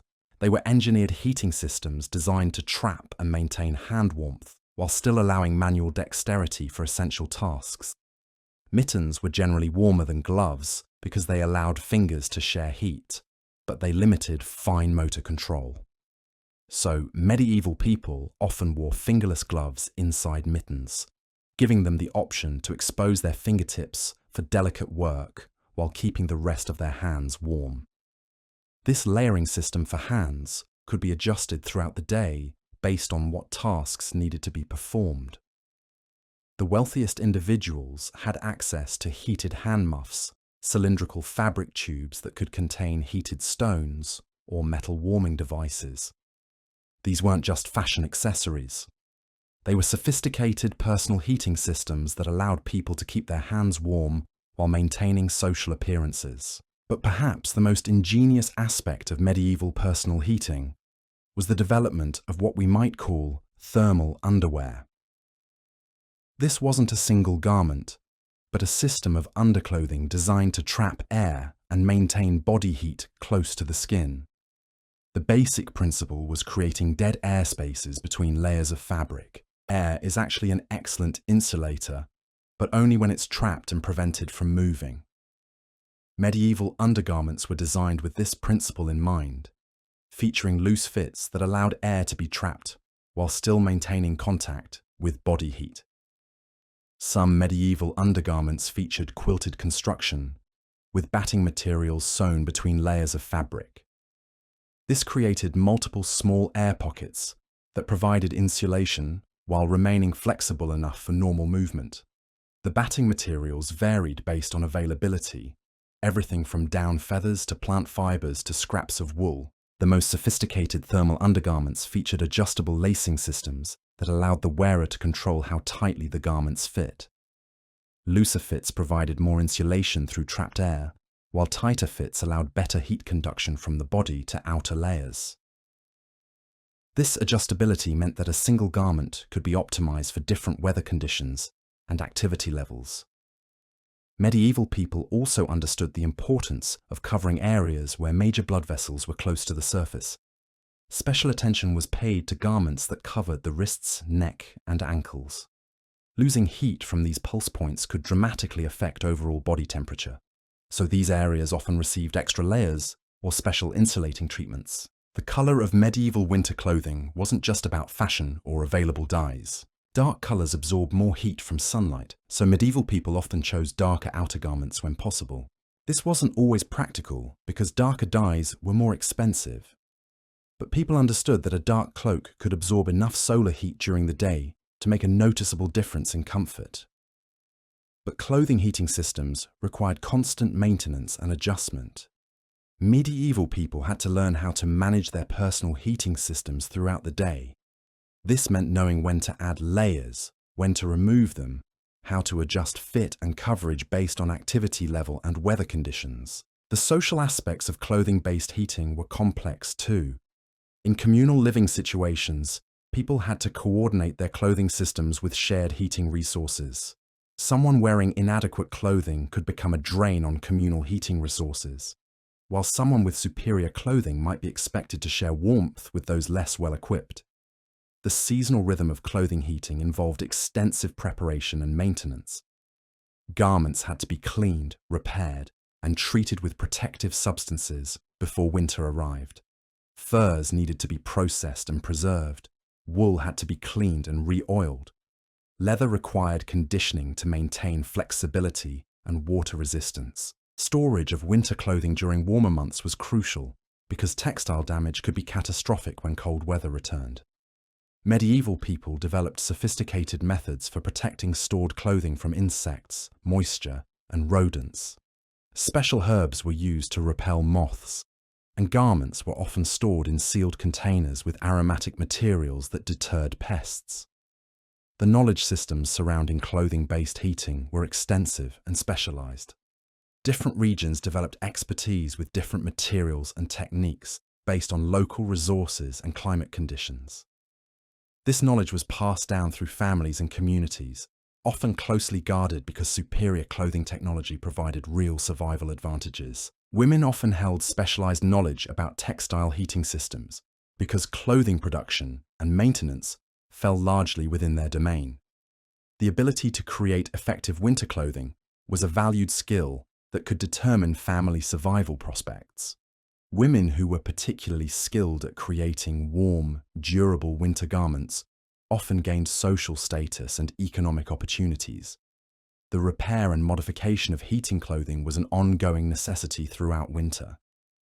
Garments that were worn constantly in harsh conditions would develop tears, lose insulation, or become less effective over time. The ability to repair and improve clothing systems during winter was crucial for maintaining their heating effectiveness. Medieval people also developed techniques for emergency clothing heating. When regular heating systems failed, or when people were caught unprepared by sudden weather changes, they had methods for quickly improving the heating effectiveness of whatever clothing they were wearing. One emergency technique involved stuffing clothing with whatever insulating materials were available: straw, leaves, even paper or fabric scraps.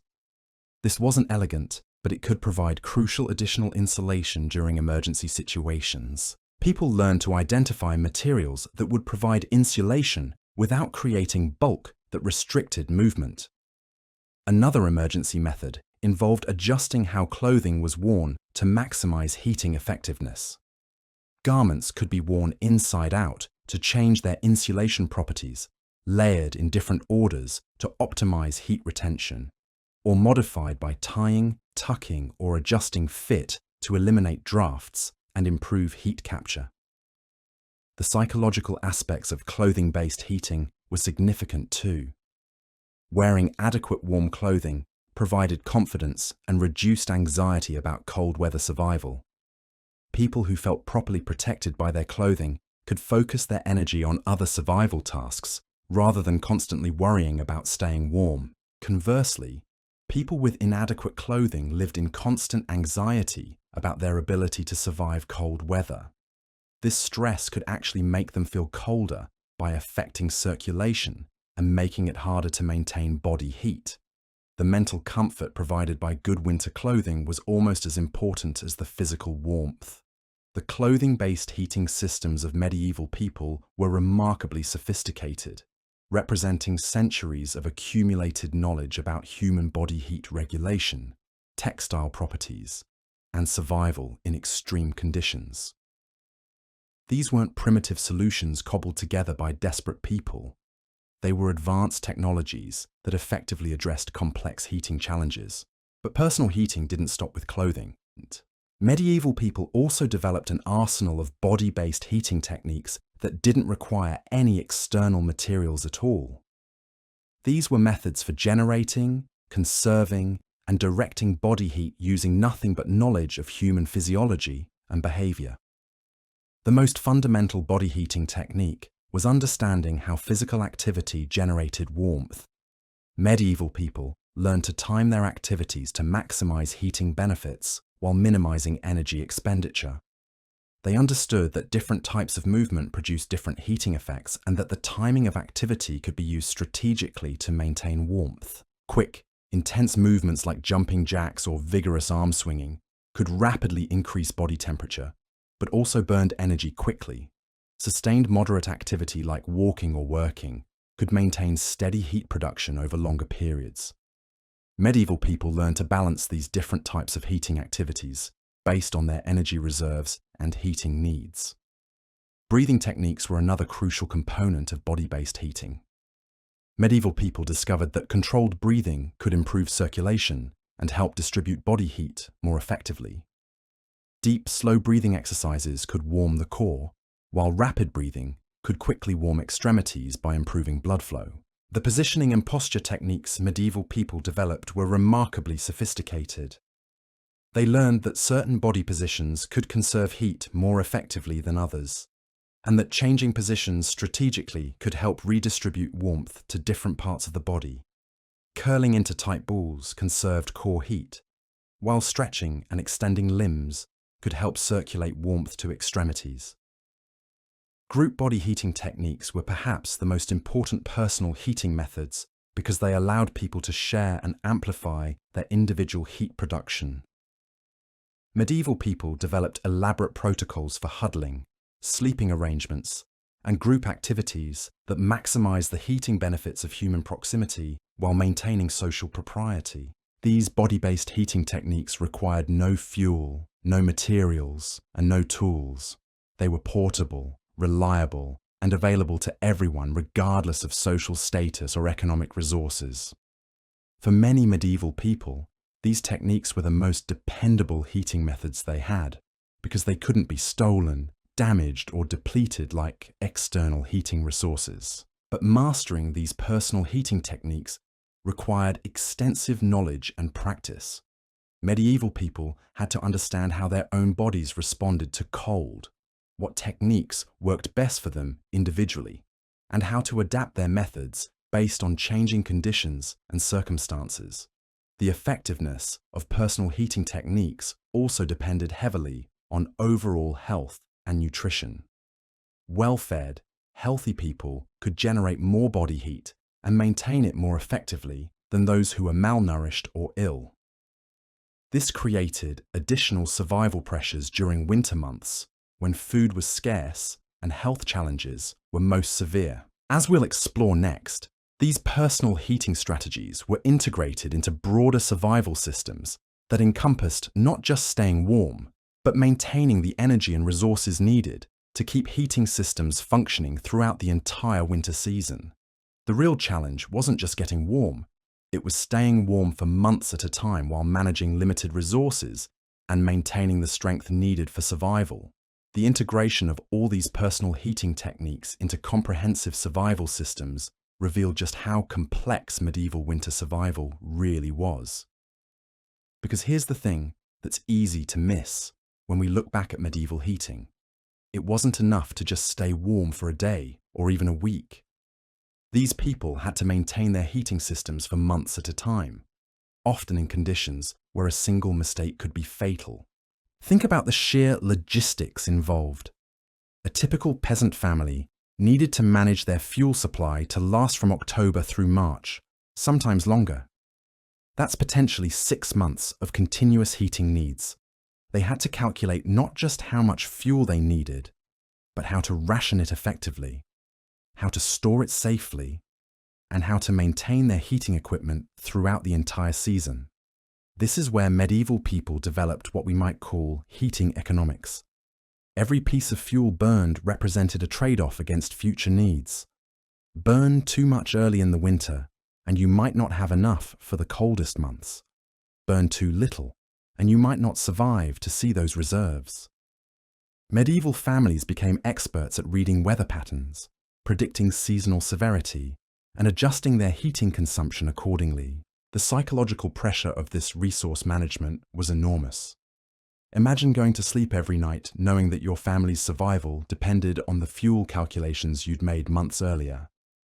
Every unusually cold snap meant recalculating your reserves and potentially making difficult decisions about rationing heat.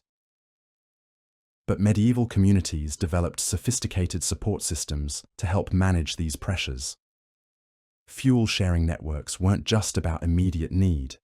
They were insurance systems that helped communities survive collectively when individual calculations fell short.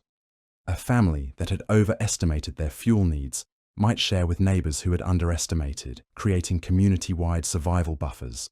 The timing of these sharing arrangements was crucial. Too early, and you might give away fuel you'd later need yourself. Too late, and your neighbors might not survive to reciprocate in future seasons. Medieval people learned to read the subtle social signals that indicated when sharing was appropriate and when conservation was necessary. Seasonal heating strategies also required understanding the different phases of winter survival. Early winter was about establishing heating routines and testing systems. Midwinter was about endurance and careful resource management. Late winter was often the most dangerous time, when fuel supplies were lowest and people were weakest from months of cold and limited nutrition. Each phase required different heating approaches. Early winter might allow for more generous fuel use while systems were being optimized. Midwinter demanded strict rationing and maximum efficiency from every heating method. Late winter often required emergency measures and community support as individual resources were exhausted. The maintenance of heating systems throughout winter was a constant challenge. Hearths needed regular cleaning to maintain efficiency. Chimneys required attention to prevent dangerous blockages. Heating tools wore out and needed repair or replacement. All of this maintenance had to happen during the coldest months when working conditions were most difficult. Medieval people developed specialized winter maintenance routines that kept their heating systems functioning effectively. They learned to recognize the early signs of system problems before they became dangerous failures. A slight change in how smoke drew from a hearth might indicate a developing blockage. Unusual sounds from heating equipment could warn of impending breakdowns. The repair and replacement of heating equipment during winter required stockpiling materials and tools in advance. You couldn't wait until your fire poker broke to start forging a replacement. Medieval households learned to maintain inventories of spare parts, backup equipment, and repair materials that might be needed during the heating season.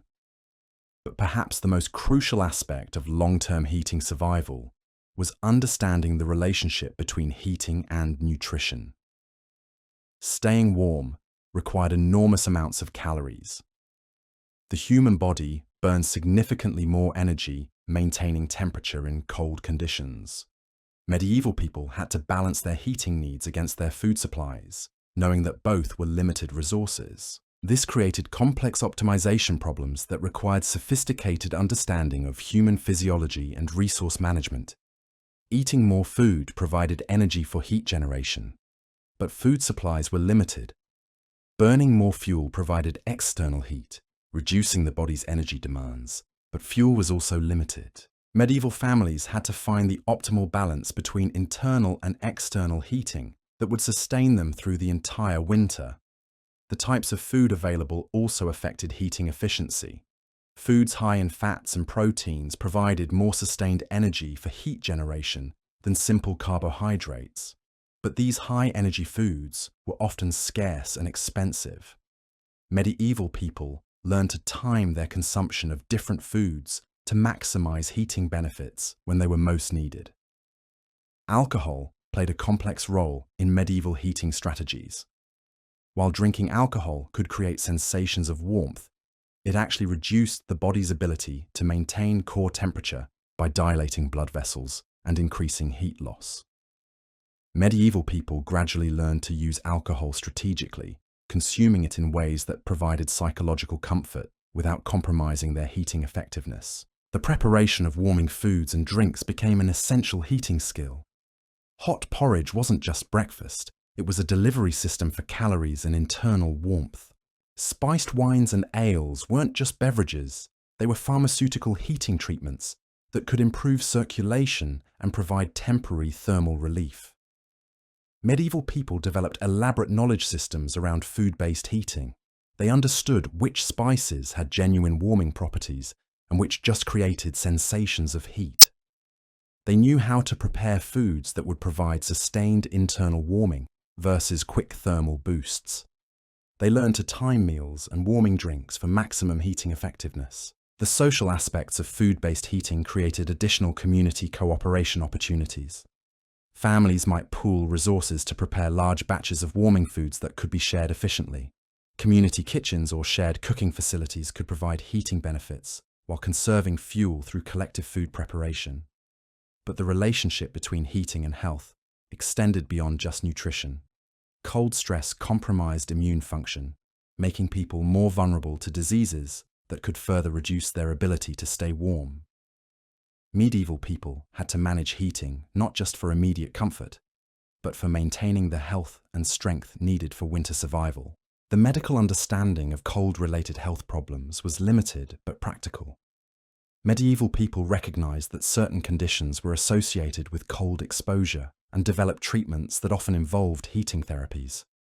They understood that maintaining warmth wasn't just about comfort. It was about preventing illness that could cascade into life-threatening complications. Sleep management became crucial for long-term heating survival. Cold disrupted sleep patterns, but adequate rest was essential for maintaining the energy needed for heat generation and heating system management. Medieval people developed sophisticated sleeping arrangements that balanced warmth conservation with rest quality. The timing of sleep relative to heating schedules required careful coordination. Someone had to manage fires throughout the night, but this person also needed adequate rest. Medieval families often developed rotating systems where different family members took responsibility for nighttime heating management on different nights.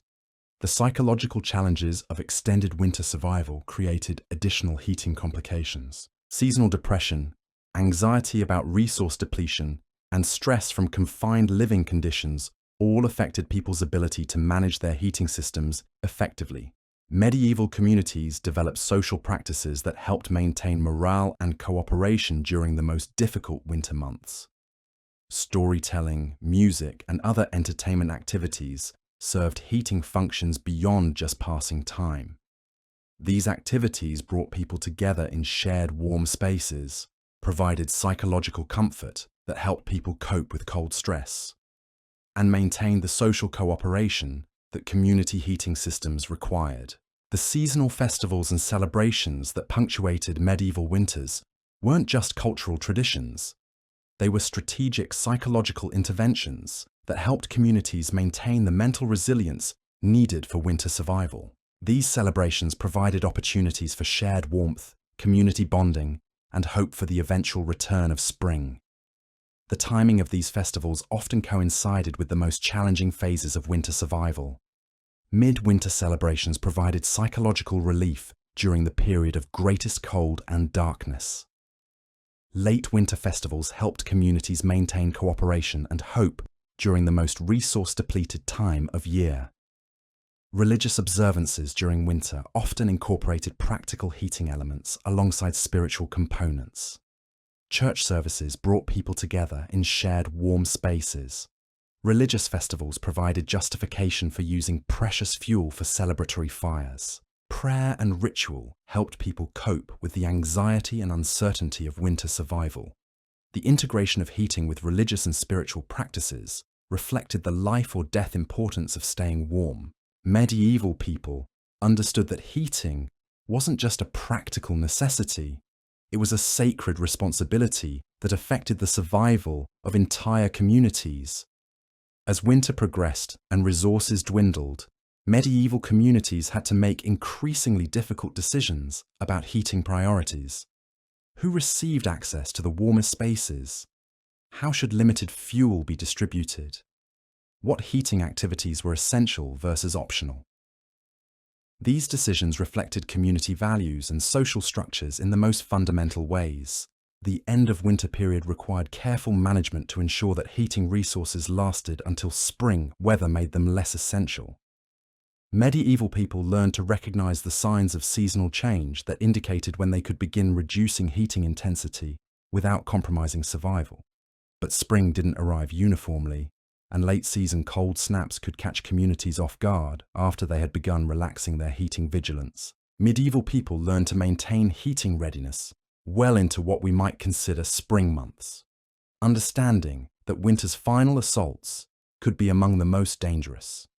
The transition out of winter heating mode required systematic dismantling and storage of heating systems, cleaning and maintenance of equipment, and preparation for the next winter's challenges. This wasn't just about surviving one winter. It was about positioning the community to survive many winters over many years.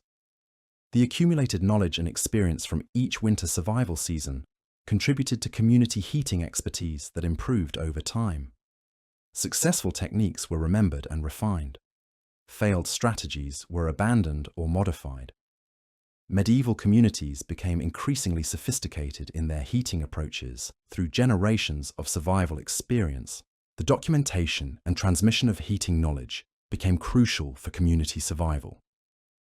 Elders who had survived many winters held invaluable expertise about heating strategies, weather patterns, and resource management. The death of experienced heating managers could seriously compromise a community's winter survival prospects. Young people learned heating skills through apprenticeship and observation, gradually taking on more responsibility for community heating systems. This knowledge transfer ensured that heating expertise survived generational transitions and continued to evolve and improve over time. The heating innovations that emerged from medieval winter survival challenges represented genuine technological and social advances that influenced heating practices for centuries afterward. These weren't primitive stopgap measures. They were sophisticated solutions to complex survival challenges that required deep understanding of physics, human physiology, resource management, and social organization. Medieval heating represents one of humanity's most impressive examples of technological innovation under extreme survival pressure.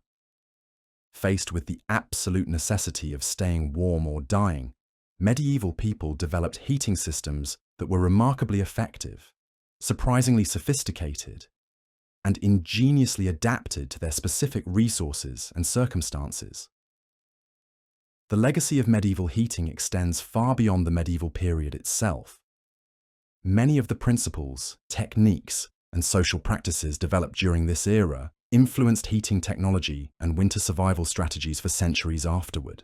Understanding how medieval people stayed warm provides insights into human adaptability, community cooperation, and the relationship between technology and survival that remain relevant today. But perhaps most importantly, medieval heating demonstrates the incredible ingenuity and resilience of ordinary people facing extraordinary challenges. These weren't wealthy inventors or learned scholars developing heating solutions in comfortable workshops. These were farmers, craftsmen, and families who had to stay warm or die, and who created remarkable innovations through necessity, observation, and generations of accumulated wisdom. The next time you adjust your thermostat or flip on a space heater, take a moment to appreciate the centuries of human ingenuity and struggle that led to such simple solutions to the fundamental challenge of staying warm. Medieval people would marvel at our heating technology, but they might also have some lessons to teach us about resourcefulness, community cooperation, and the determination needed to survive when comfort isn't guaranteed, and every degree of warmth has to be earned. Their heating legacy also reveals something profound about human nature itself. When faced with the choice between comfort and survival, medieval people chose survival every single time, no matter how uncomfortable or inconvenient the methods required. They understood that staying alive was more important than staying pleasant, and they were willing to endure smoke, smells, cramped conditions, and constant vigilance because the alternative was death. This mentality created a relationship with discomfort that modern people might find difficult to understand. Medieval people didn't expect comfort. They hoped for it, worked towards it, and celebrated it when they achieved it, but they never assumed it was guaranteed. Warmth was earned through labor, planning, and community cooperation, not delivered automatically through infrastructure they took for granted. The seasonal rhythms this created were intense and all-consuming. Summer wasn't just warmer weather, it was preparation time for winter survival. Autumn wasn't just pretty leaves, it was the final push to gather resources before the killing cold arrived.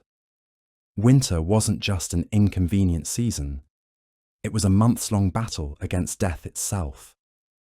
Spring wasn't just renewal, it was victory, proof that another year of survival had been achieved. These rhythms affected every aspect of medieval life in ways that extended far beyond heating. Marriage ceremonies were often timed around heating considerations, with weddings planned for seasons when communities could afford to use extra fuel for celebration. Business agreements might include provisions for winter fuel sharing. Legal disputes were sometimes postponed until spring, because the energy required for conflict resolution couldn't be spared during survival season. The architecture of medieval towns and cities reflected these heating realities in subtle but important ways. Streets were laid out to provide wind protection during winter months. Public buildings were positioned to serve as warming centres when needed. Even the design of marketplaces considered how vendors and customers would need to cluster around heating sources during cold weather transactions. The economic systems of medieval communities were deeply intertwined with heating needs. Currency wasn't just silver and gold. It was also firewood, coal, peat, and other heating materials that could be traded, stored, and used as security for other transactions. A family's wealth was often measured not just in money or land, but in their heating resources and the efficiency of their heating systems. Credit and debt relationships frequently involved heating materials. A farmer might borrow fuel in autumn with the promise to repay with labor during spring planting. A craftsman might trade finished goods for winter heating supplies. These arrangements created complex webs of obligation and mutual dependence that held communities together through the most challenging survival periods. The social hierarchies that emerged around heating resources were both practical and symbolic. Those who controlled access to fuel sources held real power over life and death. Those who possessed superior heating knowledge commanded respect and influence.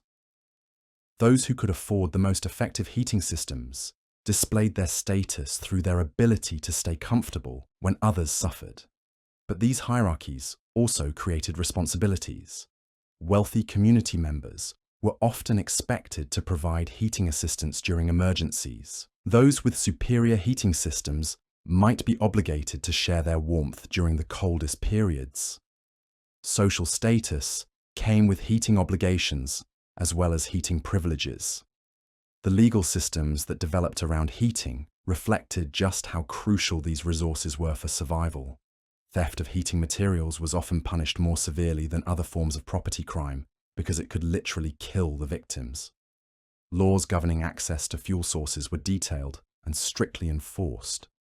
Regulations about fire safety were comprehensive because heating accidents could destroy entire communities.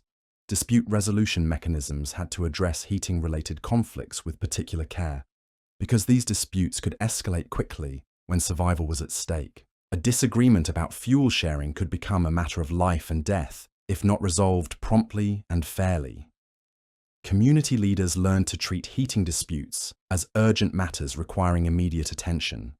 The knowledge transmission systems that preserved heating expertise were remarkably sophisticated for societies with limited literacy. Oral traditions, practical demonstrations, and apprenticeship programs ensured that crucial heating knowledge passed from generation to generation. The loss of this knowledge could be catastrophic for entire communities. Master craftsmen who understood advanced heating techniques were highly valued and often protected by their communities.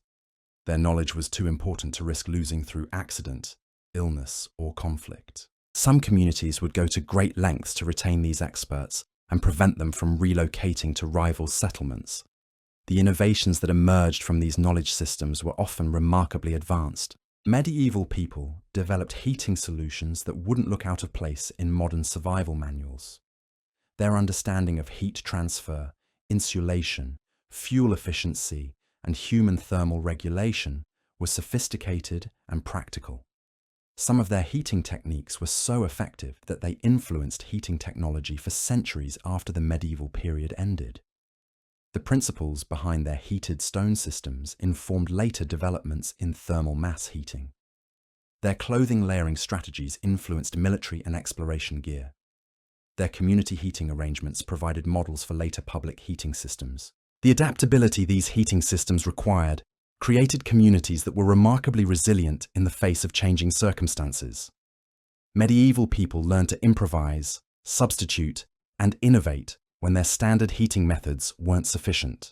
This flexibility served them well when facing other survival challenges beyond just staying warm.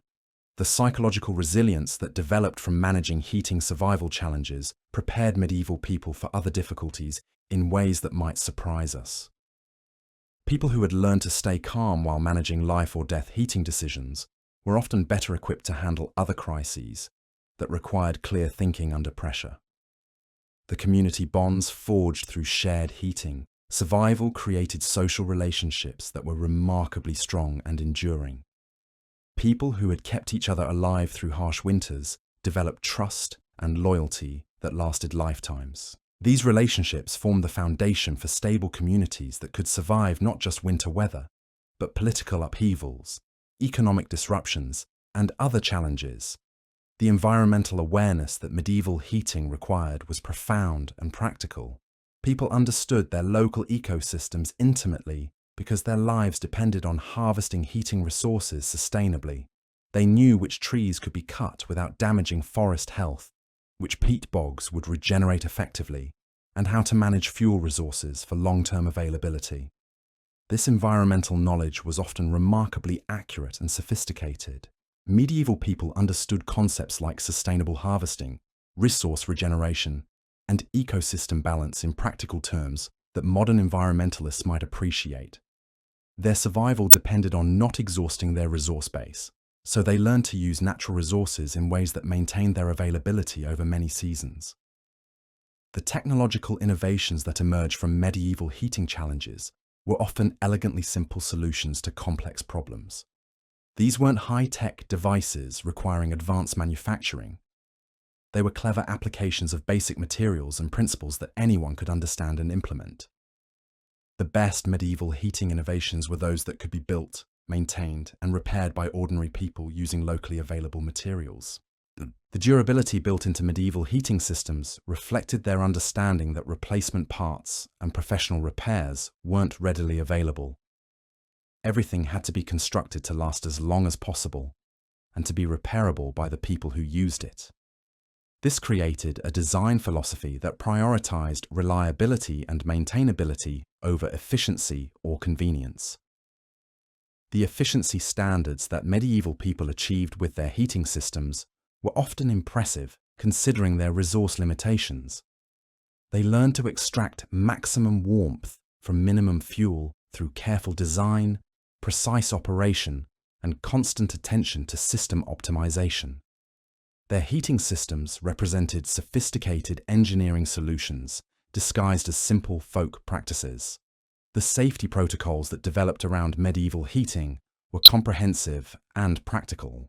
People understood the dangers associated with each heating method and developed procedures to minimize risks while maintaining effectiveness. These safety practices were often embedded in cultural traditions and social customs that ensured they were remembered and followed consistently. The emergency procedures medieval people developed for heating system failures were detailed and well rehearsed. Communities knew exactly what to do when fires died out, heating equipment broke, or fuel supplies ran short. These emergency responses could mean the difference between temporary inconvenience and community catastrophe.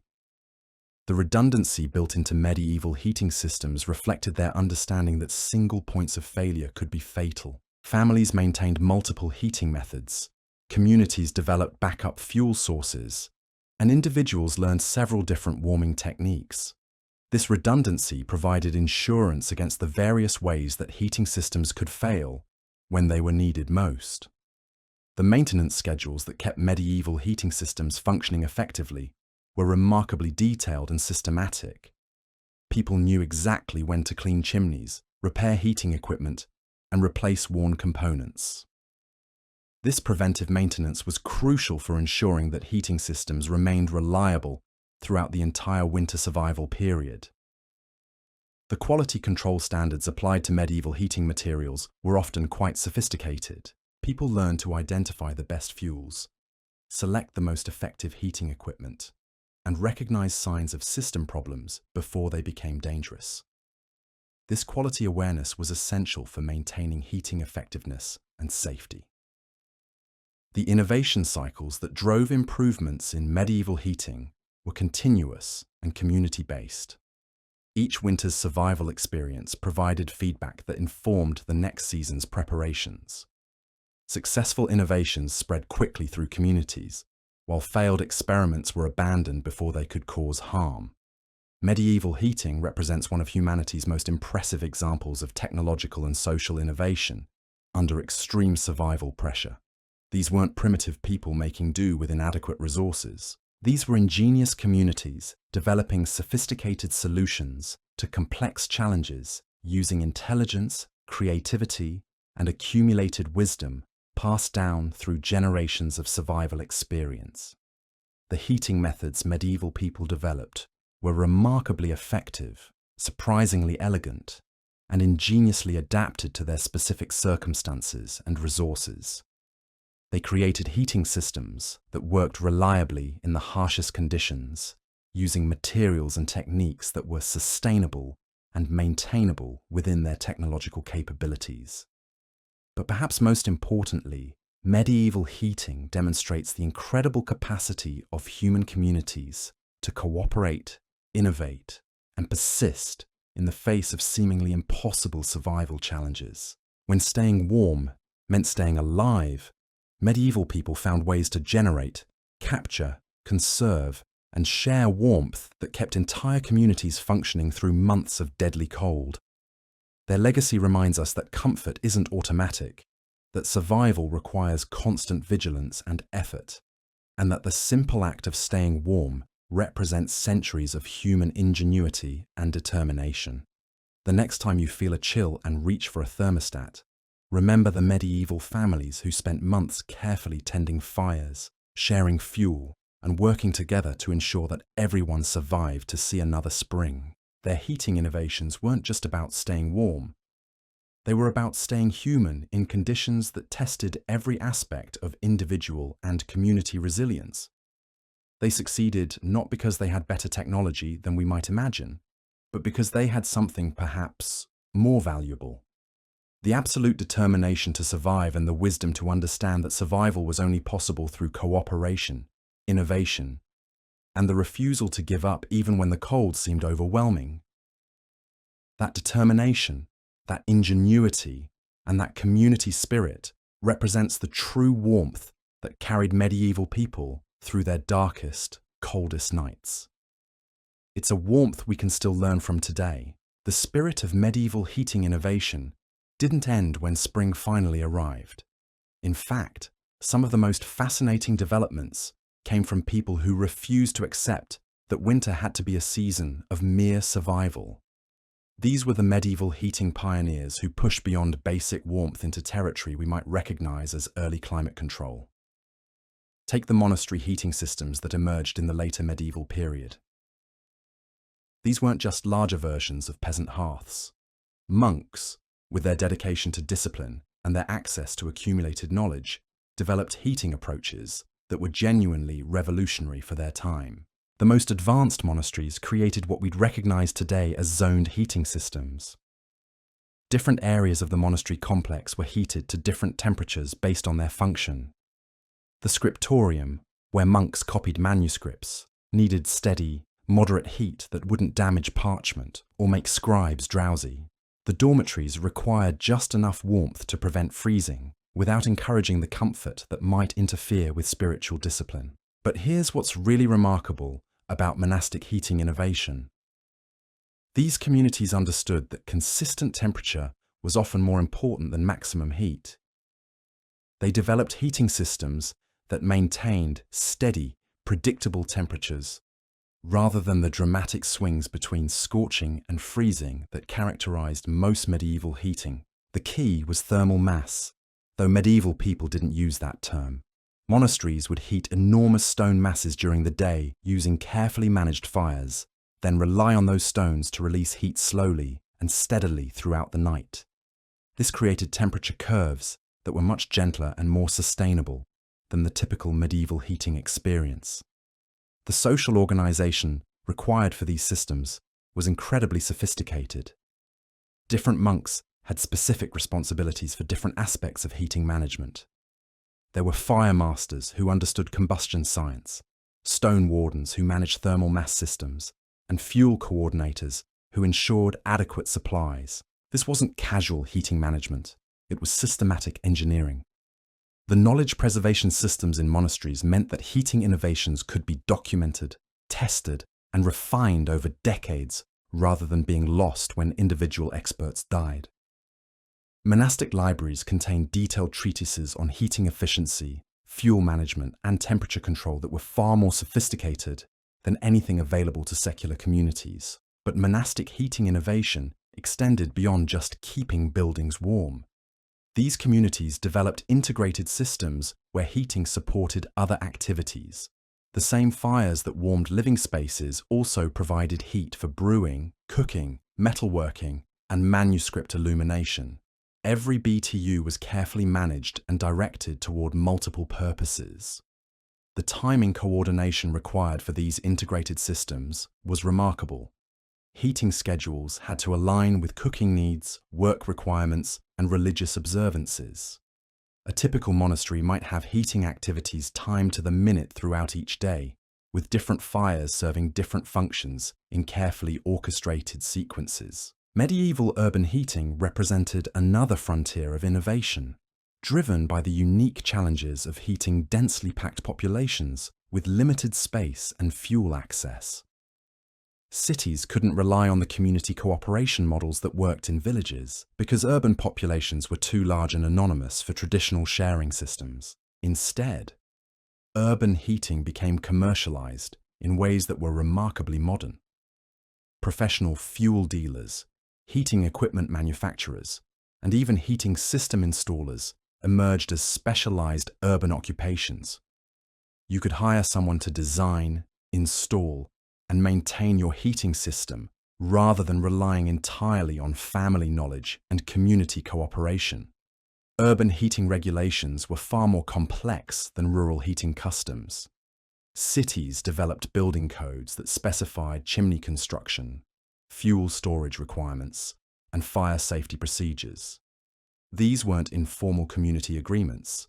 They were legal requirements backed by fines and enforcement mechanisms. The concentration of wealth in cities also created markets for heating innovations that weren't economically viable in rural areas.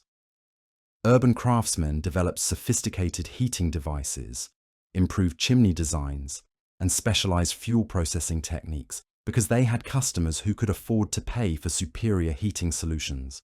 But urban heating also created entirely new categories of problems. Air pollution from thousands of individual heating systems created health hazards that rural areas never faced. Fuel supply chains had to transport enormous quantities of heating materials into cities from surrounding rural areas. Waste heat disposal became an issue when so many heating systems operated in close proximity. The solutions cities developed for these problems were often ingenious. Some urban areas created district heating systems, where large central fires provided heat that was distributed to multiple buildings through networks of pipes or channels. This was far more fuel efficient than individual heating systems and reduced air pollution by concentrating combustion in controlled facilities. Urban heating also drove technological innovation in ways that rural heating couldn't. The concentration of skilled craftsmen, available capital, and demanding customers created conditions where heating technology could advance rapidly. Urban heating innovations often spread to rural areas, but the reverse was less common. The social dynamics of urban heating were completely different from rural heating patterns. Instead of community cooperation and mutual aid, urban heating relied on market relationships and professional services. This created both opportunities and vulnerabilities that rural heating systems didn't face. Wealthy urban families could purchase heating solutions that provided comfort levels far beyond what was possible in rural areas. But poor urban residents often had worse heating than rural peasants because they lacked access to natural fuel sources and couldn't afford commercial heating services. Urban heating inequality was often extreme. The seasonal rhythms of urban heating were also different from rural patterns. Cities had year-round economic activity that required some level of heating even during warmer months. Urban heating systems had to be more flexible and responsive to changing needs, rather than operating on the all-or-nothing seasonal patterns that characterized rural heating. Medieval industrial heating represented perhaps the most advanced heating technology of the period, driven by the needs of metalworking, glassmaking, brewing, and other crafts that required precise temperature control. These applications pushed heating technology far beyond what was needed for simple comfort or survival. Blacksmiths developed forge designs that could achieve temperatures hot enough to melt iron while still being controllable enough for delicate metalworking.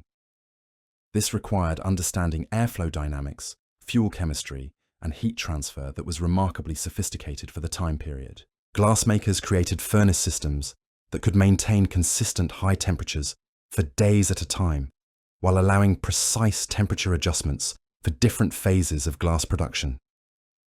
These furnaces used advanced refractory materials and complex airflow control systems that represented genuine engineering achievements. Brewers developed heating systems that could maintain specific temperature ranges during different stages of the brewing process. This required both precision temperature control and the ability to heat large volumes of liquid efficiently. Medieval brewing heating was far more sophisticated than most people realize. But perhaps the most impressive industrial heating achievements were in the emerging mining industry. Deep mines required heating systems that could warm underground workspaces while managing dangerous gases and limited ventilation. Mining heating had to solve problems that surface heating never encountered. The knowledge systems that supported industrial heating were remarkably advanced. Craft guilds maintained detailed technical knowledge about heating methods specific to their trades. Master craftsmen understood heating science that wouldn't be formally documented for centuries. The tool and equipment innovations driven by industrial heating needs often found applications in domestic heating. Improved bellows designs, better temperature measurement techniques, and more efficient combustion methods all migrated from industrial applications to household use. The fuel processing techniques developed for industrial heating were often more sophisticated than anything available for domestic use. Industries developed methods for creating specialized fuels, improving fuel efficiency, and managing fuel quality that represented significant technological advances. Medieval military heating faced unique challenges that drove innovation in portable, rapidly deployable heating systems. Armies on the march couldn't rely on permanent heating infrastructure, but they still needed to keep soldiers warm enough to remain combat effective. Military heating had to be lightweight, fast-acting, and fuel-efficient while still providing adequate warmth for large numbers of people. This led to innovations in portable heating devices, emergency heating techniques, and group warming methods that were far more advanced than civilian heating technology. The logistics of military heating were staggering. Armies had to transport fuel, heating equipment, and maintenance supplies while moving quickly across hostile territory. This required heating systems that were incredibly robust and maintainable under the worst possible conditions. Military heating also had to address security concerns that civilian heating didn't face. Heating fires could reveal army positions to enemies. Heating smoke could provide intelligence about army size and location, and heating equipment could become targets for enemy action. The solutions military engineers developed for these challenges were often remarkably clever. Concealed heating systems that produced minimal visible signatures, rapid heating techniques that could warm soldiers quickly before being extinguished, and distributed heating methods that didn't create obvious targets. Military heating innovations often influenced civilian heating technology because veterans brought military heating knowledge back to their communities after completing their service. Many of the most advanced civilian heating techniques had origins in military applications. The medical understanding that developed around military heating was also more advanced than civilian heating medicine. Military physicians understood hypothermia, frostbite, and cold injuries in ways that civilian healers often didn't. This knowledge gradually spread to civilian medical practice. The testing and refinement of military heating systems was more systematic than most civilian heating development. Military organizations had resources and motivation to test heating methods extensively and document what worked best under different conditions. Medieval maritime heating faced perhaps the most extreme challenges of any heating application. Ships at sea had to provide warmth in environments where fuel was scarce, ventilation was limited, and fire safety was absolutely critical. A heating fire that got out of control on a ship could kill everyone aboard. Maritime heating solutions had to be incredibly compact and efficient because space and weight were at absolute premiums on ships. Every piece of heating equipment had to justify its place against other essential supplies and cargo. The fuel management challenges of maritime heating were extraordinary. Ships had to carry enough fuel for entire voyages while minimizing weight and fire hazards. This led to innovations in fuel concentration, storage techniques, and combustion efficiency that were far ahead of land-based heating technology. Maritime heating also had to address the unique environmental challenges of ocean conditions. Salt air corroded heating equipment rapidly. Constant motion made traditional heating methods impractical. Humidity and condensation created problems that land-based heating never encountered. So there you have it, the incredible story of how medieval people turned the simple act of staying warm into one of humanity's greatest survival achievements. From smoky peasant cottages, where families huddled around open hearths, to the sophisticated heating networks of monasteries and the portable innovations of armies on the march, medieval heating was far more complex and ingenious than most people ever realize. These weren't primitive solutions cobbled together by desperate people. They were sophisticated technologies developed through centuries of accumulated wisdom, community cooperation, and sheer determination to survive. Every heated stone carried through the snow, every ember shared between neighbors, every layer of wool carefully arranged represented human ingenuity at its finest. The next time winter arrives and you simply flip a switch or adjust a thermostat, take a moment to appreciate the medieval families who made survival itself an art form. Their legacy lives on, not just in our heating technology, but in the reminder that when faced with impossible challenges, human communities can achieve remarkable things through cooperation, innovation, and the absolute refusal to give up. Thanks for watching, and stay warm out there.